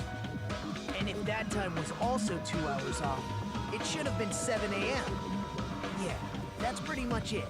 At that time, he was heading over to Monokuma Tai Chi, right on schedule. I see. Now that I think about it, I realize what Monokuma meant when he said those words. Too early! He didn't even ask you yet! Honestly, didn't expect everyone to ditch Monokuma Tai Chi. Turned out like this after all, so I guess it can't be helped. When you said everyone, you were including us, right? We thought we came to the tower on time, but in truth, it was way past the meeting time. Ah, jeez. That's, well, how should I put it? What was it? You know, tripping over a foot or something like that. Are you talking about tripping over someone else's fault? Wrong! Too bad. Liar! I'm right! That's not it. It's incorrect. That's definitely the correct answer. You always get so stubborn like this. Let's just ignore the peanut gallery. Now that we've found out how the killer lured Nekomaru, the number of suspects has drastically decreased. Huh? Hey, why would that decrease the number of suspects? You'll know I'm not lying when you listen to what Fuyuhiko's going to say next.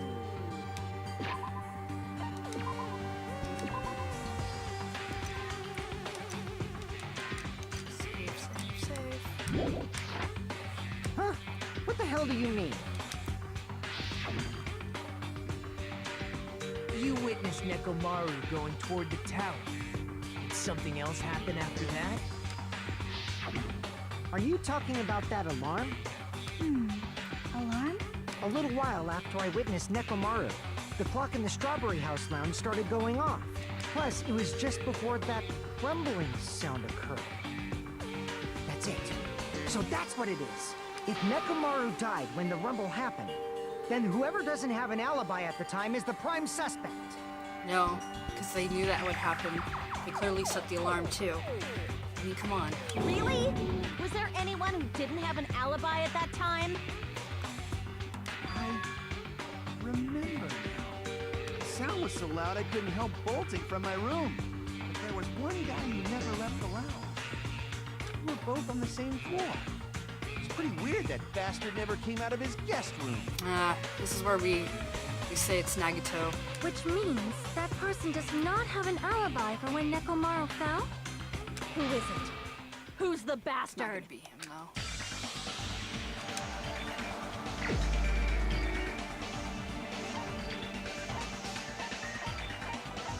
But You're the only one!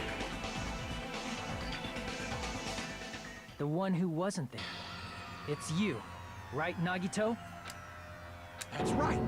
Nagito wasn't there. It was just me, Gundam, and Fuyuhiko. You didn't come out, even though the alarm was going off like crazy. yeah, Nagito slept in a soundproof room. So did Gundam. You weren't in your room, were you? If that's the case, where were you? Please, say something. If you don't hurry up and answer, I'm gonna suicide dive you! If I may be frank, even if I wanted to go to the lounge, I couldn't. You couldn't? What do you mean? It's merely the foolish talk of the weak. In fact, I think what happened is Gundam went earlier and was waiting so that he would be down there when Nekomaru went down there. And the alarm was partially meant as an alibi, but also as a way to make sure that there was confusion so no one would have noticed he was coming from up the stairs. Not only did I not hear the alarm, I never even heard that rumbling sound. Couldn't. However, that is also true for me. It is obvious that I did not hear the alarm in Strawberry House. But I did not hear the rumbling sound either. Is that not strange? I mean, everyone else heard it. To be honest, it's not just them. The same goes for me too. Huh? I was in a pretty deep sleep, so I thought that's why I couldn't hear it. But it wasn't that. I probably couldn't hear it at all. Couldn't hear it? What does that mean? You still don't know. Think about what the three of us who didn't hear a sound have in common, and I'm sure you'll figure it out. The only people who didn't hear the rumbling noise were, and the secret is... Oh... Don't give me Hangman's Gambit. Damn it.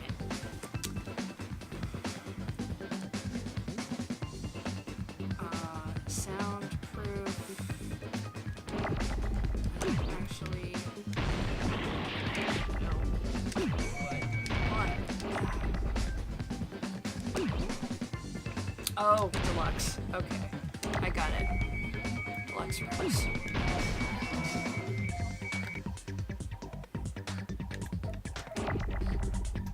Give me E, please.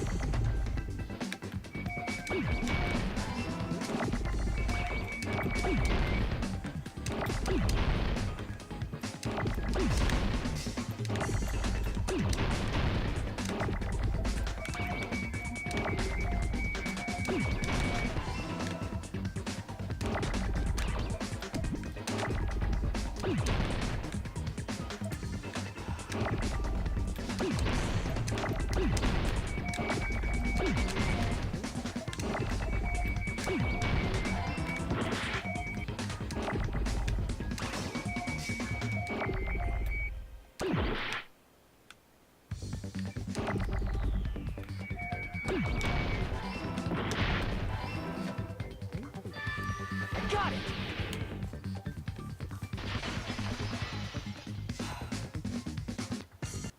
Nagito, Sonia, and Chiaki. The three of you were staying in deluxe rooms, right? Thank you so much, Phoenix Failure, for pointing out that I had a focus gauge.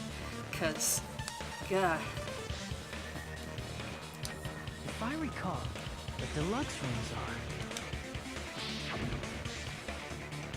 Guest rooms are divided up by quality grade. The deluxe room is soundproof. The other rooms are not. The reason we could not hear the rumbling noise. That's right. It was because the deluxe rooms have superior sound insulation. You actually noticed that. Nice catch, Hajime. Are you using your ultimate reserve corps student talent? Now then, you guys must understand by now, right? The true identity of Nekomaru's killer. Really? I mean, I guessed that at the beginning, but I thought that was maybe too obvious. Hold on a sec. Why does that lead to who the killer is? Why? Well, that fact just now is a very important clue, and a decisive factor in identifying the killer. No, I liked Gundam. Decisive factor? Somehow I feel like I understand what Nagito means. The killer among us. The killer who murdered Nekomaru.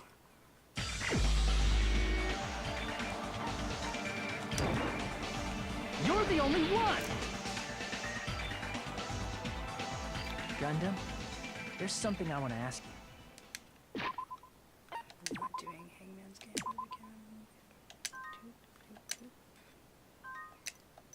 again. When the alarm rang at the Strawberry House Lounge, you rushed over there too, right? What's wrong with that? If the bell of catastrophe rings throughout the night, it is the universe's providence to stop it. Why were you able to hear it? Hear what? I mean, you were also staying in a deluxe room, right? Nagito was staying in a deluxe room in the same house on the same floor, and he couldn't even hear it. So why were you able to hear that alarm?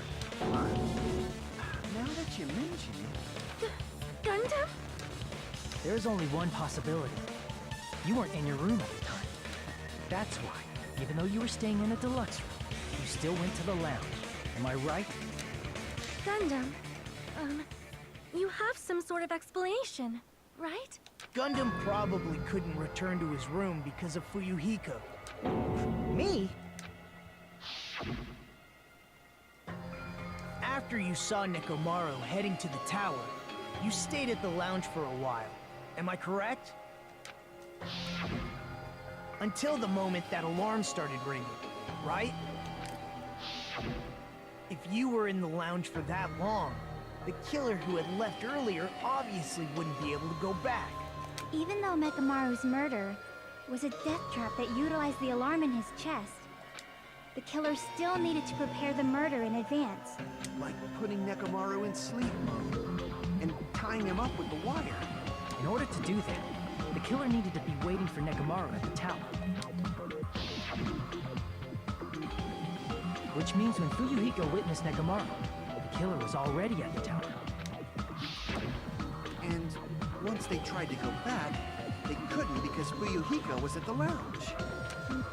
In their original plan, the killer should have returned to their room before the alarm in the lounge went off. And they were supposed to stay in their room. They weren't planning to come out and go to the lounge.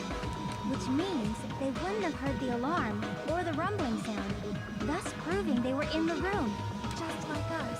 The best case scenario would have been if those two in the lounge had gone and checked the deluxe rooms. After all, if they personally saw the killer sleeping in their room, it gives the killer a stronger alibi. Unfortunately, they failed to secure that alibi. I was in the lounge. So the killer couldn't go back to their room, and ended up hearing the lounge's alarm.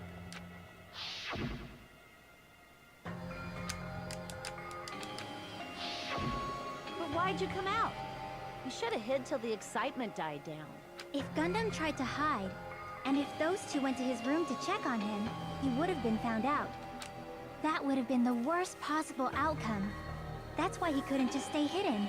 If those two had just checked the deluxe rooms as planned, that would have been ideal, but how ironic. The moment Fuyuhiko set foot in the lounge, your plan was doomed. Gundam? Please, can you at least say something? Answer me this, including myself in my 4 dark devas of destruction. How many ears do we possess? Huh? The answer is 10. That's right, I possess 10 ears. This is what you're gonna try and do? That means I have 5 times the hearing of a normal human. The soundproof system here may as well not exist. Is that your argument? You bastard! Do you understand the situation you're in right now? Do not panic. The truth shall now commence. At the time, I left my room to go to the bathroom. By coincidence, I heard the alarm. That's right. That's all it was. The world is always so simple. Are you saying it was just a coincidence? Isn't that timing a little too perfect? And yet, I'm being suspected by all of you. It seems it was actually horrible timing on my part. Why didn't you mention this earlier? I see. You're still holding out. Well, you don't have to admit it. We're going to decide who the killer is with the majority vote anyway. So, why don't we just go ahead and start voting? It's obvious that Gundam is the killer. That's awfully quick. Hold on a sec. You know, Hajime, this class trial, this killing, it's merely the opening act, you know. Hey! What do you mean the class trial is just the opening act? Perhaps I should say, it's just a farce. Just a boring farce. So boring, so stressful. I'm so painfully bored that I might develop stomach ulcers. Seriously. Let's just hurry up and finish this before I collapse from poor health. Nagito, something definitely happened to you, didn't it? Hmm? At some point during the investigation, your behavior became even weirder. What actually happened? Did you discover something? Well, let's just leave that fun for later. And finish this opening act already. Ah, you said opening act again! Please hold on! We have yet to hear Gundam's rebuttal! But he's completely shut up. Perhaps he can't argue anymore. Gundam! I was simply at a loss for words after being dumbfounded by your pathetic assumption. In fact, I shall deny the very basis. Your assumption has been wrong since the beginning. Since the beginning? Based on your assumption, I hung Nekomaru from the 4th floor of the tower and made the floor descend to the 1st floor. From there, after returning to Strawberry House, I was present when the alarm at the lounge went off, correct? Although going to and fro is busy enough as it is, how would I be able to travel between both houses anyway? Solved that one. I was wondering where that was. The contact elevator was broken. And the elevator was broken from the grape side. As I recall, the killer tampered with the Grape House control panel, which shut down the elevator. Which means the killer was somebody who made it through the final death room. Plus, the stopped elevator should have been facing the Grape House side. If so, the human who used the elevator would have left it at Grape House. For these reasons, It's an indisputable fact that the killer destroyed the elevator at Grape House. And what's wrong with that? If the elevator was broken at Grape House, he wouldn't be able to return to Strawberry House. However, I was already at Strawberry House. I was present when the alarm in the lounge started ringing. Which means your assumption is clearly wrong. Are you serious? And here I thought it's already been decided. Have you learned your lesson, pitiful humans? You cannot overcome this contradiction. It's wrong. When something is obviously wrong, that's when a contradiction is born. There's no such thing as a contradiction that can't be overcome.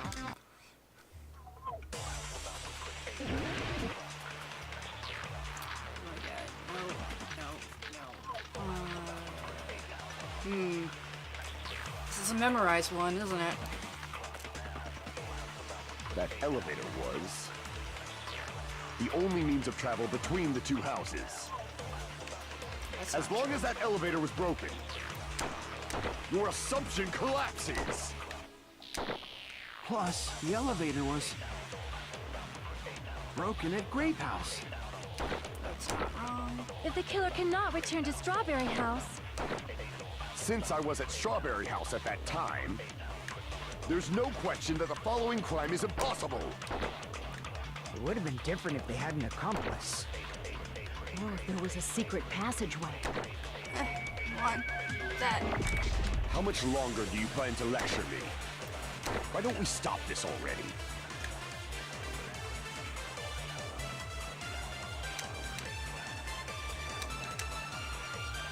That elevator was the only means of travel between the two. No, that's wrong!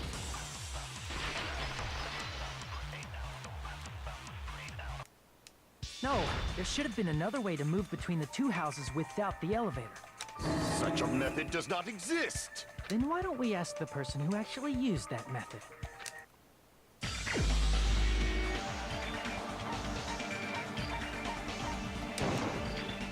You're the only one! Well, I mean, in this case, the other one. Nagito, you should know. What are you talking about? It's the trapdoor in the room. Don't play dumb. You appeared so suddenly that one time because you used that method, right?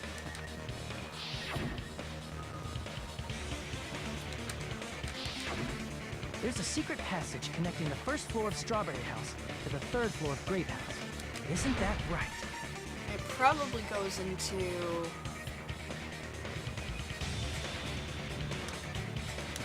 Jeez. Once again, I let the reserve course show up. But you're right. There's a door on the floor of the Octagon, which is on the first floor of Strawberry House. After I opened the door and went down, Yeah. surprise, surprise! I ended up in the Monokuma Archive, which is on the third floor of Grape House. Meaning the third floor and the fourth floor are actually connected. Plus, once you've cleared the final dead room once, you can pass through it as many times as you want. If they used that secret passage, they could have gone between the two houses as much as they wanted. Infinity Unlimited Flame! Okay. However, what if the killer was unaware of the existence of the final dead room? There's no way they didn't know. That is merely an illusion you have fabricated from your own suspicion. If you value your life, you should stop with your scrutiny. There's no way I can stop.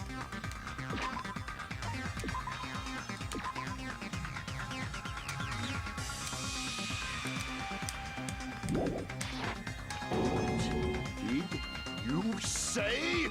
Don't make me angry. You wouldn't like me when I'm angry. Actually, I find that the most comical time of you, though. So I do like you when you're angry.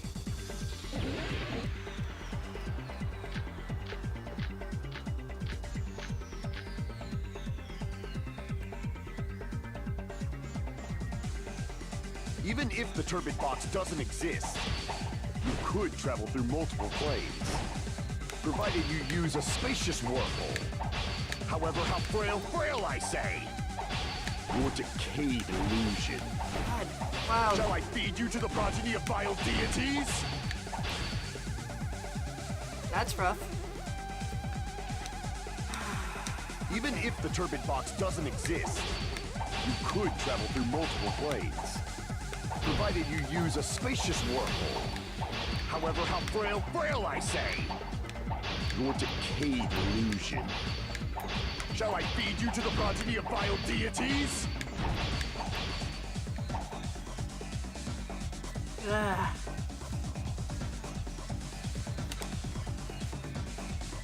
Even if the turbid box doesn't exist, you could travel through multiple planes, provided you use a spacious wormhole. However, how frail I say. Your decayed illusion. Shall I feed you to the progeny of vile deities? Goodness.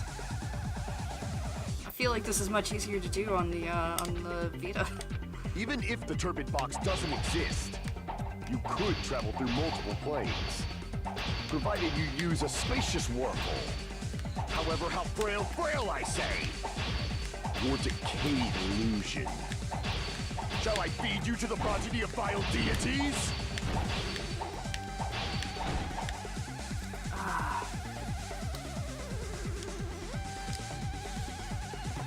Even if the turbid box doesn't exist,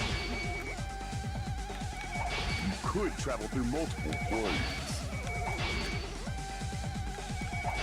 provided you use a spacious wormhole. However, how frail I say. Your decayed illusion. Shall I feed you to the progeny of vile deities? Darn it. I can, I just need to... Even if the turbid box doesn't exist, I'm gonna let that reach out. you could travel through multiple planes, provided you use a spacious wormhole. However, how frail I say. Your decayed illusion. Shall I feed you to the progeny of vile deities? Okay.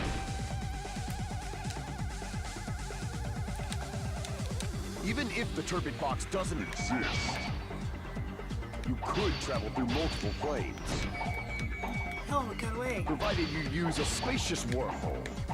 However, how frail I say. Your decayed illusion. Shall I feed you to the progeny of vile deities?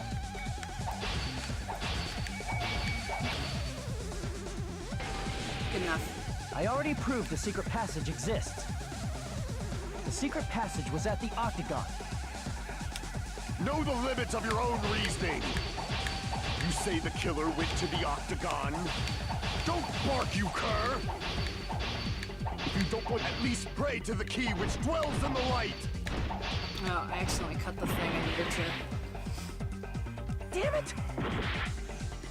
Even if the turbid box doesn't exist, you could travel through multiple planes, provided you use a spacious wormhole. However, how frail I say. Your decayed illusion. Shall I feed you to the progeny of vile deities? I already proved the secret passage exists. The secret passage was at the Octagon. Know the limits of your own reasoning. You say the killer went to the Octagon. Don't bark, you cur! If you don't want to drown in the maelstrom of blind confusion, at least pray to the key which dwells in the light! Ah, okay. Evan's doing that. Know the limits of your own reasoning. You say the killer went to the Octagon. Don't bark, you cur! If you don't want to drown in the maelstrom of blind confusion, at least pray to the key which dwells in the light! Crap, I'm gonna end up going back.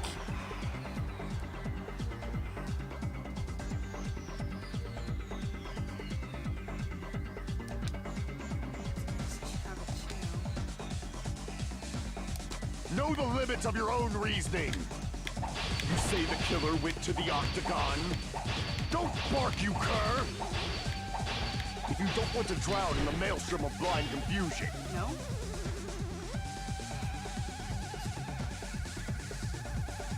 Crap! Oh, right. Know the limits of your own reasoning. No. You say the killer went to the octagon. Don't bark, you cur! If you don't at least pray to the key which dwells in the light. No. Okay. Damn it! Even if the turbid box doesn't exist, you could travel through multiple planes. Provided you use a spacious wormhole. However, how frail, I say! Your decayed illusion. Shall I feed you to the progeny of vile deities? I can't back down!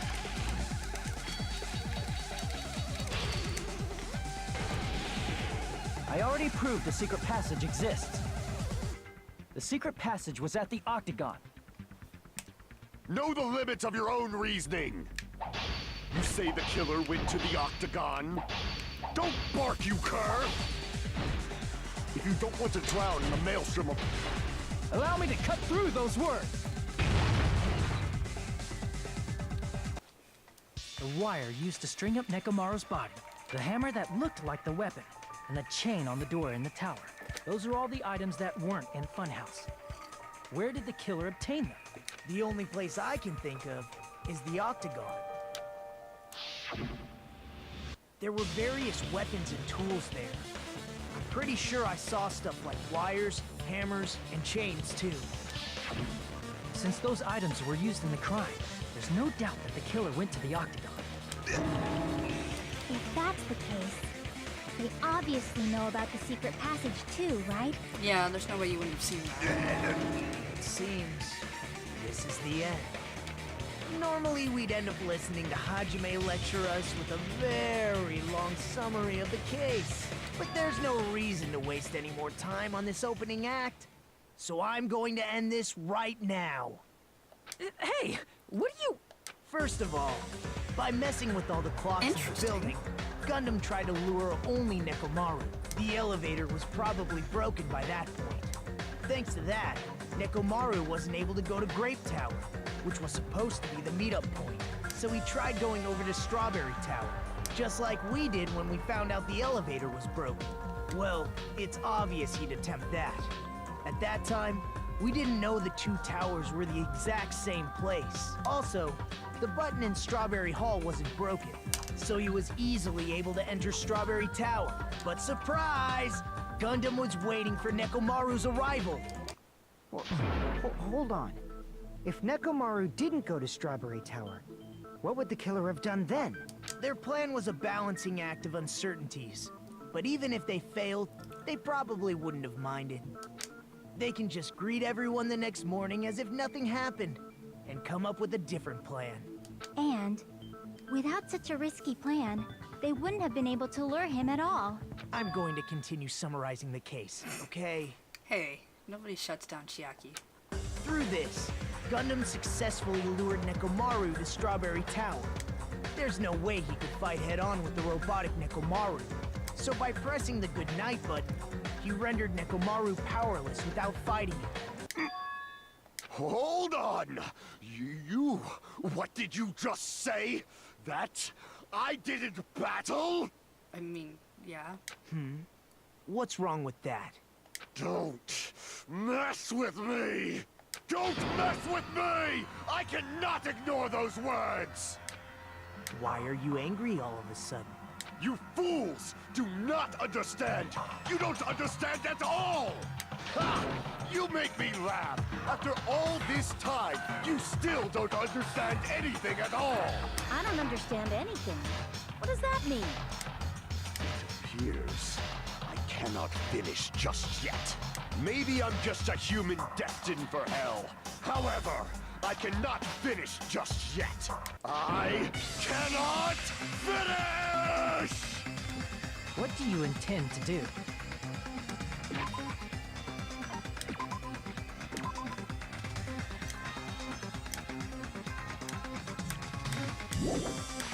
It's obvious! I'm going to destroy your illusory assumptions! Are you saying you still have more? You still have room to argue? Your words.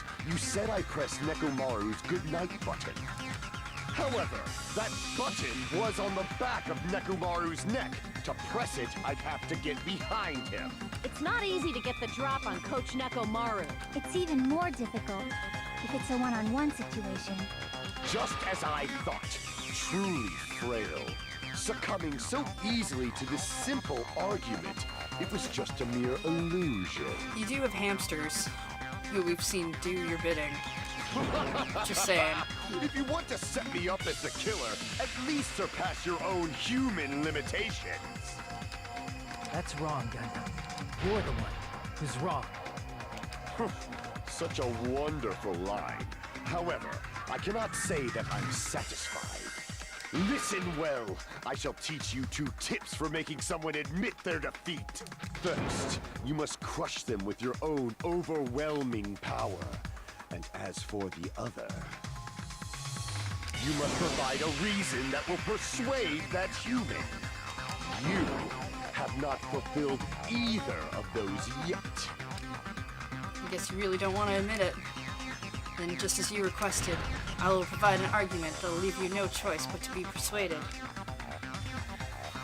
Rhythm time? Rhythm time. I won't let you! For the Tanaka Empire! Wither! Crushed as David prophesied! I won't let you! For the Tanaka Empire! Wither! Crushed as David prophesied! Show me the cadaver!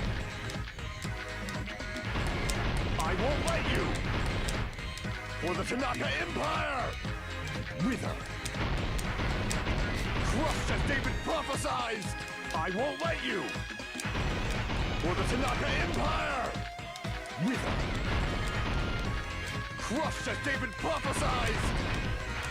For the Tanaka Empire! It's Nekomaru's back. Do you really think I can get behind him so easily? This is the end!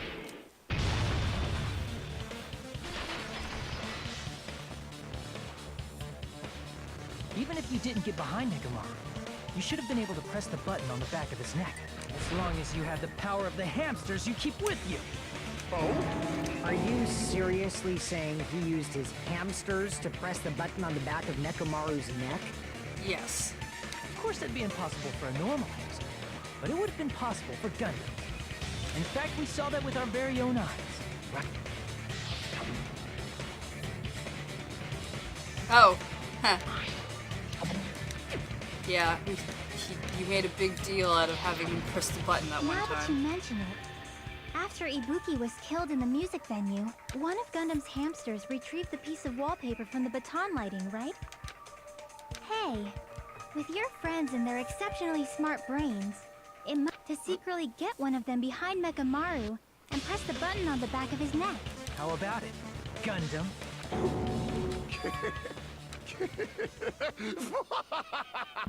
Not just myself, but you actually brought up how splendid my subordinates are. I have no recourse but to admit it. Admit it? Did you say you admit it? It appears I've obtained a one-way ticket to hell. Fine! Then you must trample me underfoot and advance. Victory can only be built upon a foundation of corpses. You cannot find peace without sacrifice anywhere. Now, trample this life. Trample it as though it were mere trash on the side of the road. Pull the curtain strings of this worthless performance with your own 2 hands.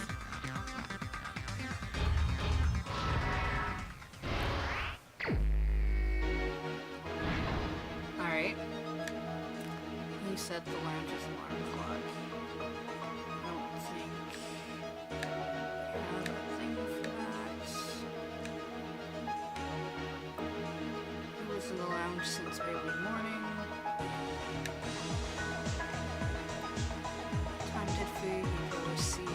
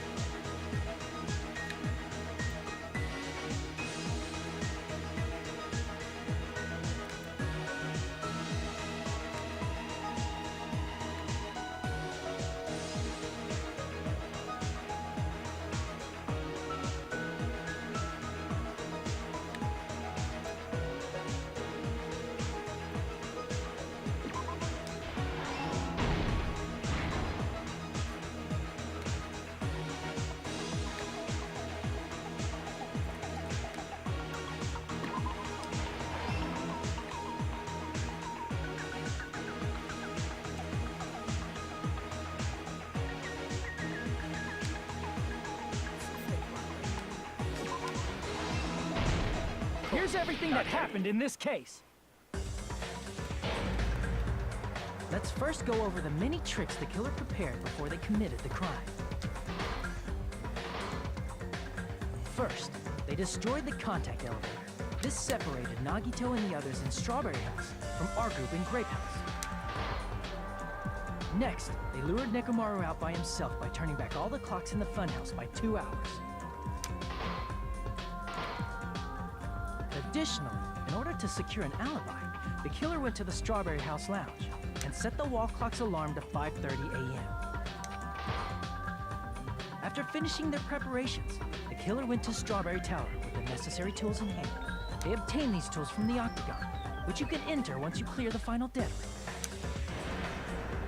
This means the killer discovered the secret of the funhouse faster than anybody else. That secret being, Strawberry House and Grape House are actually the same building. On the morning of the incident, Nekomaru woke up and headed over to Great Tower for a specific reason.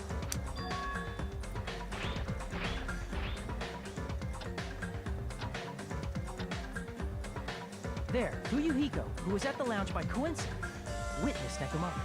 According to Fuyuhiko's testimony, that was around 5 a.m., but by that point, the killer had already messed with our perception of time. In actuality, Fuyuhiko witnessed Nekomaru at 7 a.m. That's also the same time Monokuma Taichi begins. Nekomaru went to Great Tower to participate in that. However, because the contact elevator was broken, Nekomaru was unable to go to Great Tower, so he decided to try going to Strawberry Tower.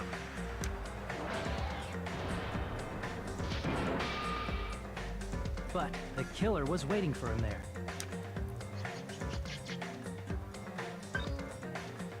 With the power of hamsters, they were able to press the good night button on the back of Nekomaru's neck. I don't know what the power of hamsters.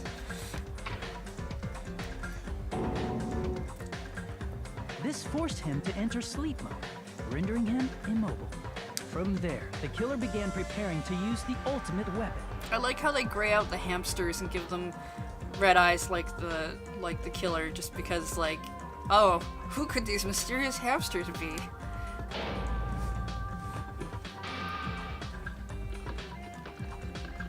First, they set the alarm in Nekomaru's chest to 7:30 a.m. so he'd wake up.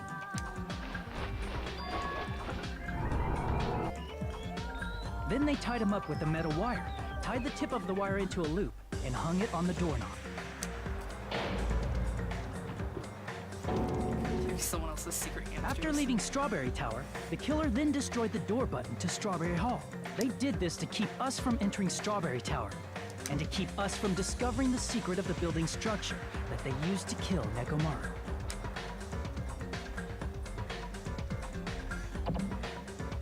Then, they used the secret octagon passageway to travel to Grape House. After arriving at Grape Hall, they pressed the button to open the door to the tower. When that happened, the elevator-like floor of the tower began descending, and Nekomaru's body was still inside, dangling upside down in midair from the wire. The killer entered Grape Tower to see if their setup was successful, and placed a hammer on the floor to look like the weapon, then wrapped a chain around the back door. This was done to make us falsely believe we couldn't enter the tower from Strawberry Hall.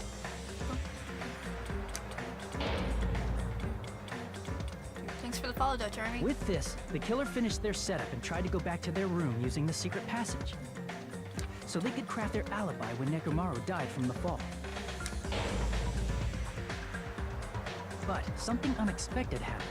Fuyuhiko, who saw Nekomaru earlier, was still at the lounge. As a result, the killer couldn't return to their room, and with no options available, time ran out. The lounge's wall clock alarm started ringing at 5:30. Well, actually 7:30. To avoid a worst-case scenario, the killer was forced to appear in front of Fuyuhiko with the others. When the wall clock's alarm rang, that was also the same time Nekomaru was waking up. He woke up while he was still hanging upside down, so he couldn't help but sway his body powerfully. Originally, the loop of wire was only supposed to slip off the doorknob, but because there was a heavier load than expected, the doorknob ended up breaking. Nekomaru fell from the 4th floor all the way to the 1st floor. He crashed into the pillar, which decapitated him on impact, and died. The sound of Nekomaru's impact echoed throughout the funhouse. However, by this point, the killer's plan was about to fail, thanks to the broken doorknob and Fuyuhiko. Meaning, the killer is someone who wouldn't have heard the alarm if they were in the deluxe room. They also wouldn't have been able to return to their guest room, because Fuyuhiko was at the lounge.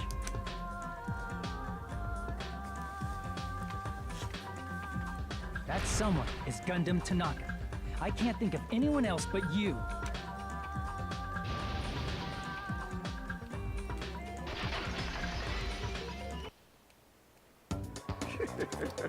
Splendid.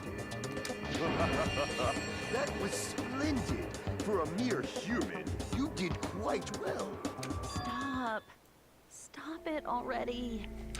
Stop using weird words to avoid the truth. Oh. I cannot believe it. I just cannot believe. You killed Nekomaru? I cannot believe something like that.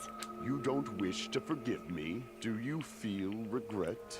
Then finish it! Cast your impure votes for Gundam Tanaka! My beloved, deadly foes, let the voting time begin!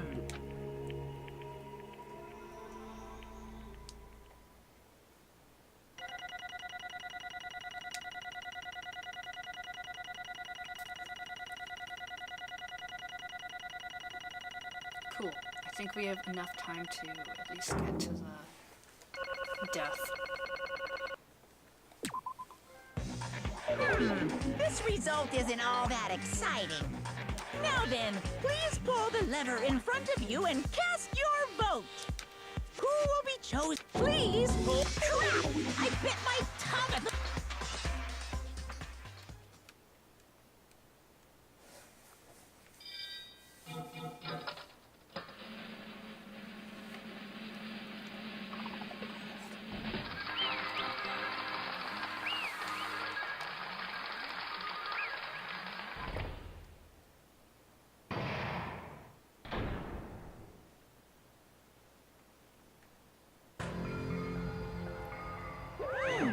It'd be bad if I bit my tongue again, so I'll speak slowly.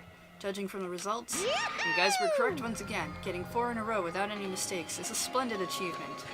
That's right, the one who killed the robotic Nekomaru in the amazing funhouse was Gundam Tanaka.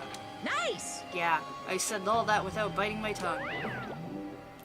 Now then. Now that we've decided who the killer is, let's do the execution already and get this over with. Hold on. It's true the class trial is finished, but that doesn't mean the incident is over. We can't finish him yet. Not until we hear from Gundam. Jeez. No matter what he says, it won't change a thing. Well, I've no right to stop you either, so do whatever you like. Why do you want to talk to one who has lost? The loser merely leaves. It would be unnecessary for me to say something. Listen well! Is what I would like to say, but for honor's sake I shall correct one thing. Correct? You guys said I made Nekomaru powerless without fighting him. That, however, is a great mistake. Huh? Fine.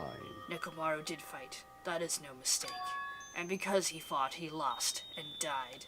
Damn it! This, too, He was must just be the trying to will of cling to life. causality. There are many ways he could have done so. However, he did not allow that. You? What do you mean? Explain. Fine then. I shall reveal it all. Let's make history. But in the final dead room, I discovered the secret of the funhouse. And I devised a killing plan utilizing that secret. By tampering with all the clocks in the building, I succeeded in luring Nekomaru to the tower. And this is what happened.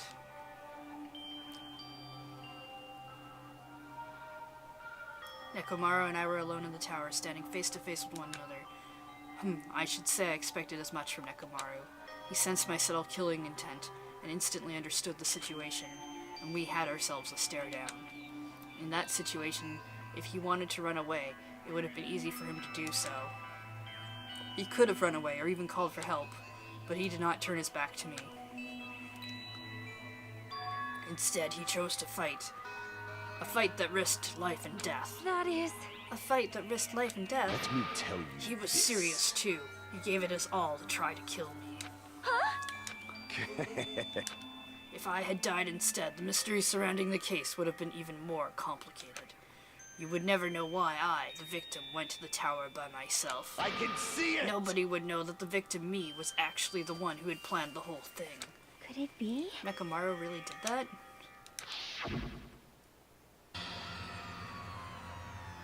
Sensing even my subtle killing intent, as expected of you, Nekomaru. The scorching, stinging, tense atmosphere. I've been a team manager for so long, I'd nearly forgotten this. This is great! What a comforting atmosphere!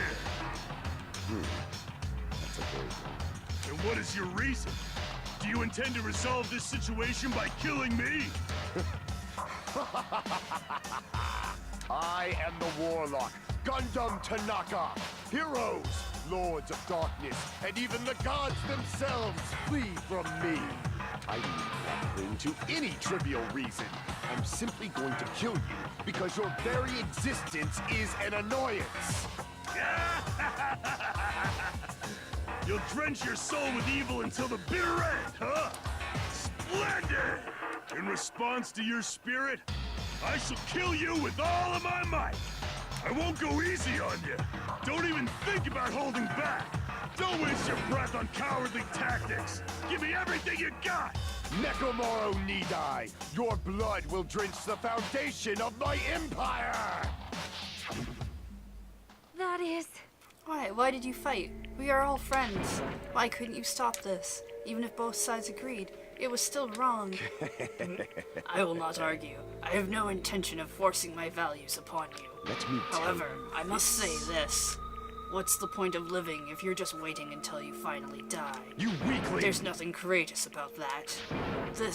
That is abandonment, a mere feeling of resignation.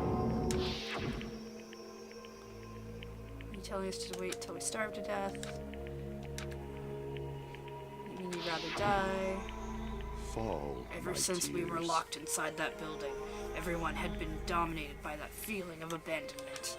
However, nothing is born from resignation. That is simply a reason to give up. If you flinch, you will die! Giving up on life, that's just an insult to life itself. Let me ask. Have you fools heard of the term dog eat dog? Cannibalism. Fine. In zoology, cannibalism is a commonly observed phenomenon. Many creatures at some point in their lifespan engage in cannibalism. Listen well! That is what it means to live. If you say killing for the sake of living is evil, then what do you call giving up on life itself? I shall engulf this world. If a world would consider that justice, then I will fight that world with every last fiber of my being. Giving up on life and choosing death is nothing but a blasphemy toward life. I renounce you! It is a violation of the natural order. It is the arrogance of humanity.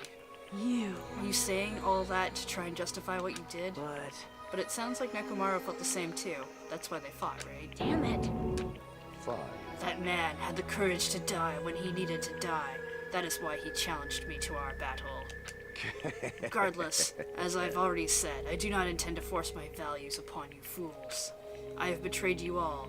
That is the absolute truth. Fall, my But, tears. even so, don't you think it's a better alternative to slowly starving to death here? Oh, That belief is why you committed your crime. you...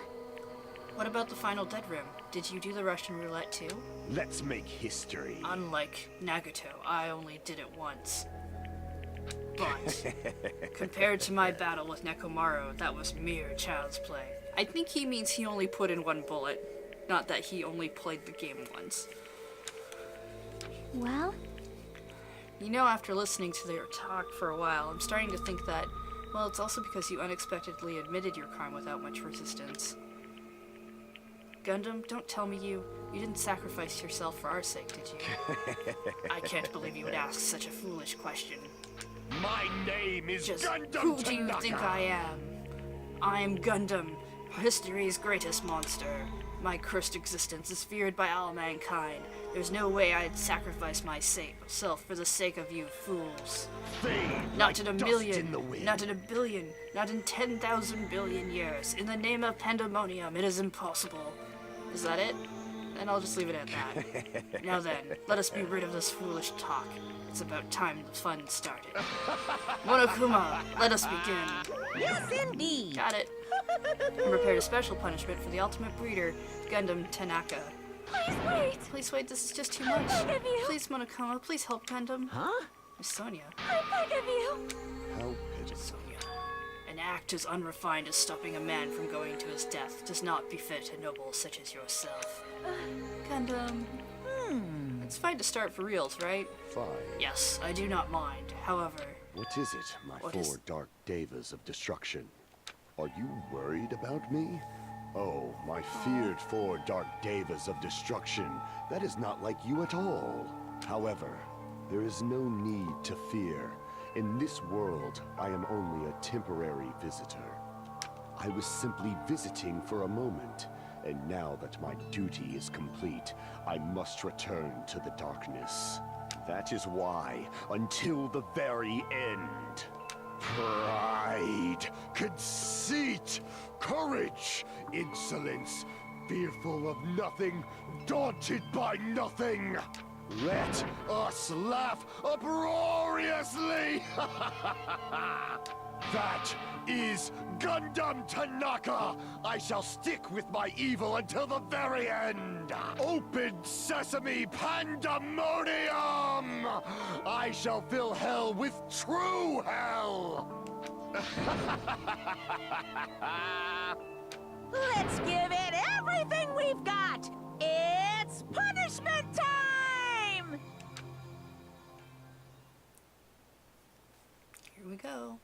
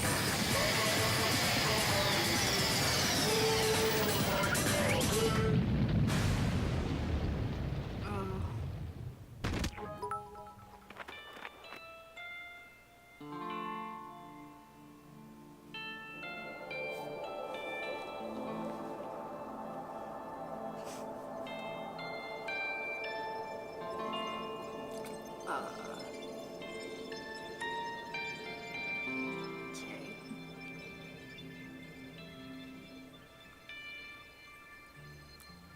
What happens to the Devas?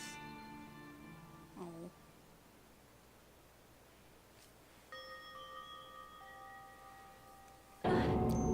Gundam, no. Even after Gundam is gone, the spirit of his parting words still lingered deep in our chests. Don't give up on life. Did I misunderstand what he meant? Then what's the right thing to do? I don't know. No matter how much I think about it, I don't know if I'll ever be able to answer that. Damn it. I'm so pissed off, I need to throw something. Damn We all it! spent too much time worrying about each other, and thanks to that, things ended up like this. You're all full of it. Every last one of you. The biggest piece is me. Worst. Why am I so weak? Oh. It's such a downer, clearly. But still, even though we feel this way, we still gotta do our very best. You are right. This time around, we must move forward. We must continue to live and believe in our friends. If not, You are right. Gundam will most likely crawl his way out of hell, and I presume he will be very cross with us. You're right. You're right.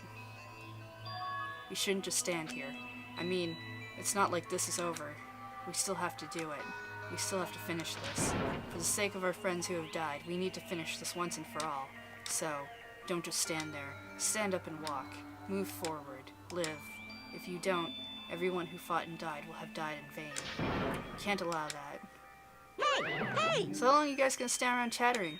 class trial's over, so it's okay for you to hurry back over to Jabberwock Island.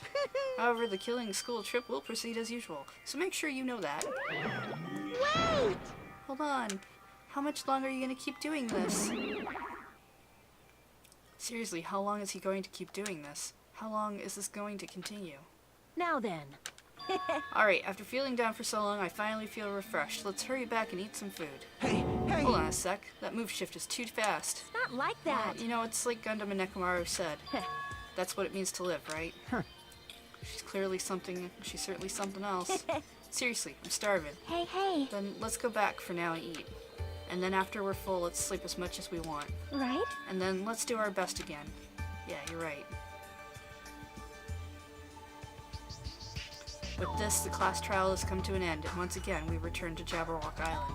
The size of our group has definitely diminished, but despite that, even if it was just the rest of us, we did our best to stay upbeat and have fun together. Of course, our optimism was only superficial, but at that moment, we were able to forget about the dark despair looming before us. However, the only thing I was worried about was him. He wasn't there. He suddenly disappeared from our sight.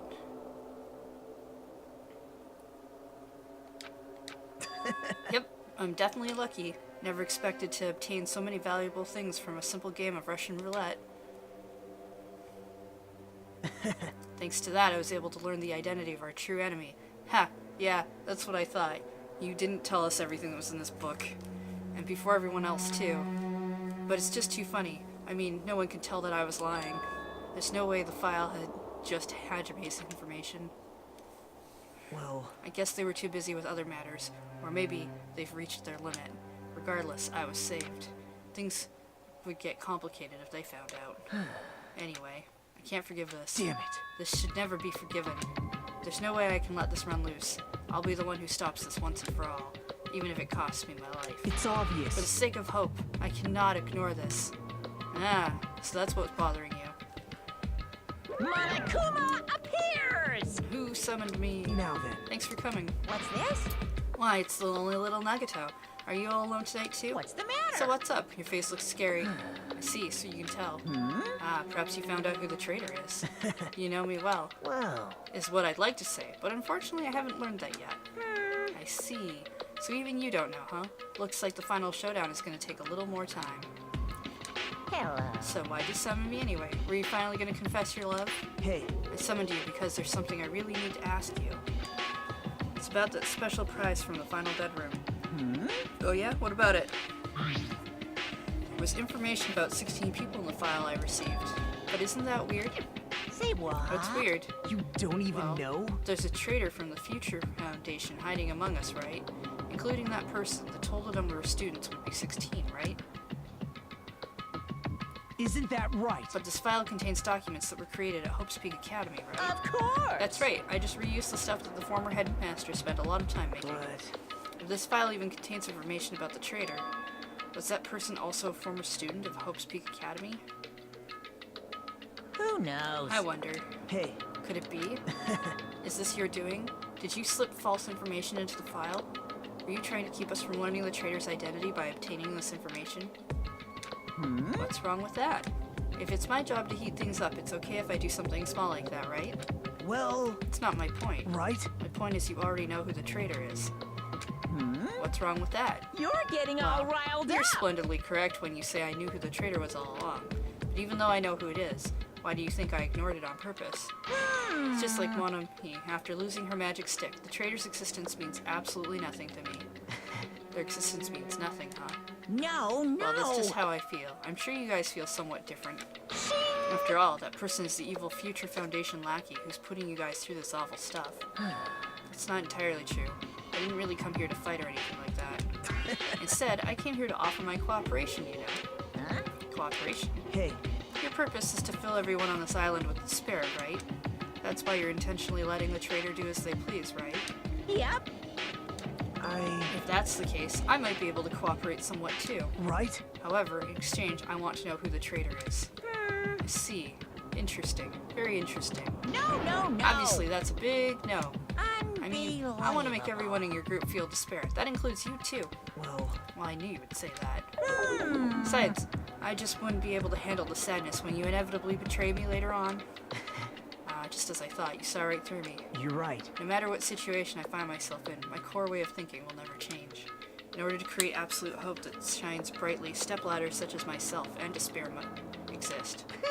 You're right. You're a true believer of hope after all.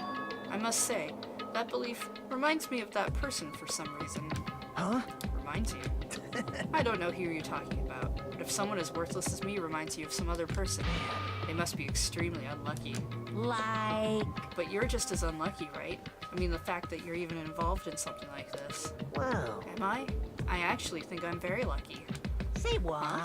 You don't know? When you say that coming across this much despair is a rather rare opportunity, I can't rely on anyone on this island. That's why I have to be the one who does it. If I can eliminate despair from this island, I won't be a stepladder anymore. I'll become true hope. I'll become an existence that even could be called ultimate hope. The two of you are alike. You definitely remind me of him. Hey. Hey, there's one more thing I want to ask you. See? Who are you waiting for on this island? Looks like I'm right again. You're definitely waiting for someone on this island. Is the person you're waiting for already on this island? Hey. Well, answer my question. That's... If that's the case, if that person's already on this island, wouldn't that be exciting?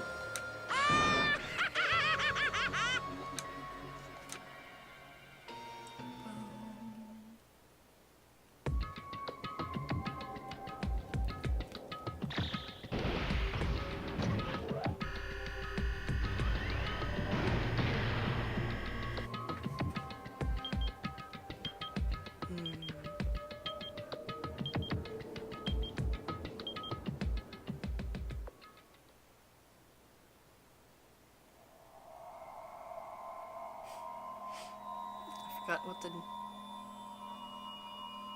Alright, so we're down to 7. Danganronpa.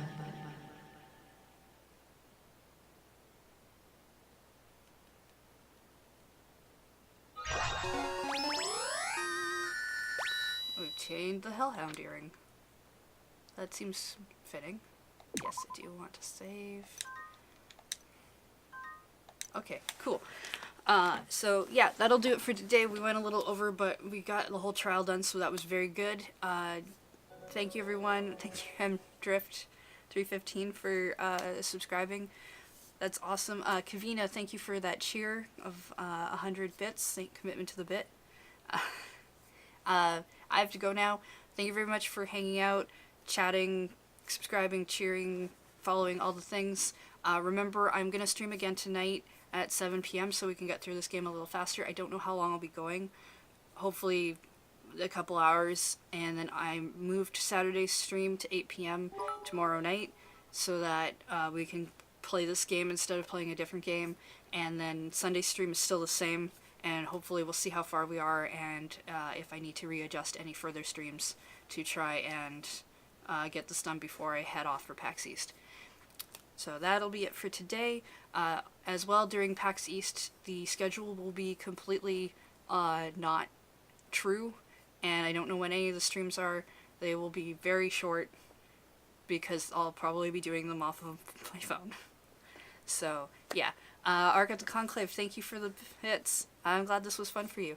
I'm gonna go. You all take care, and I will see you later tonight. Bye.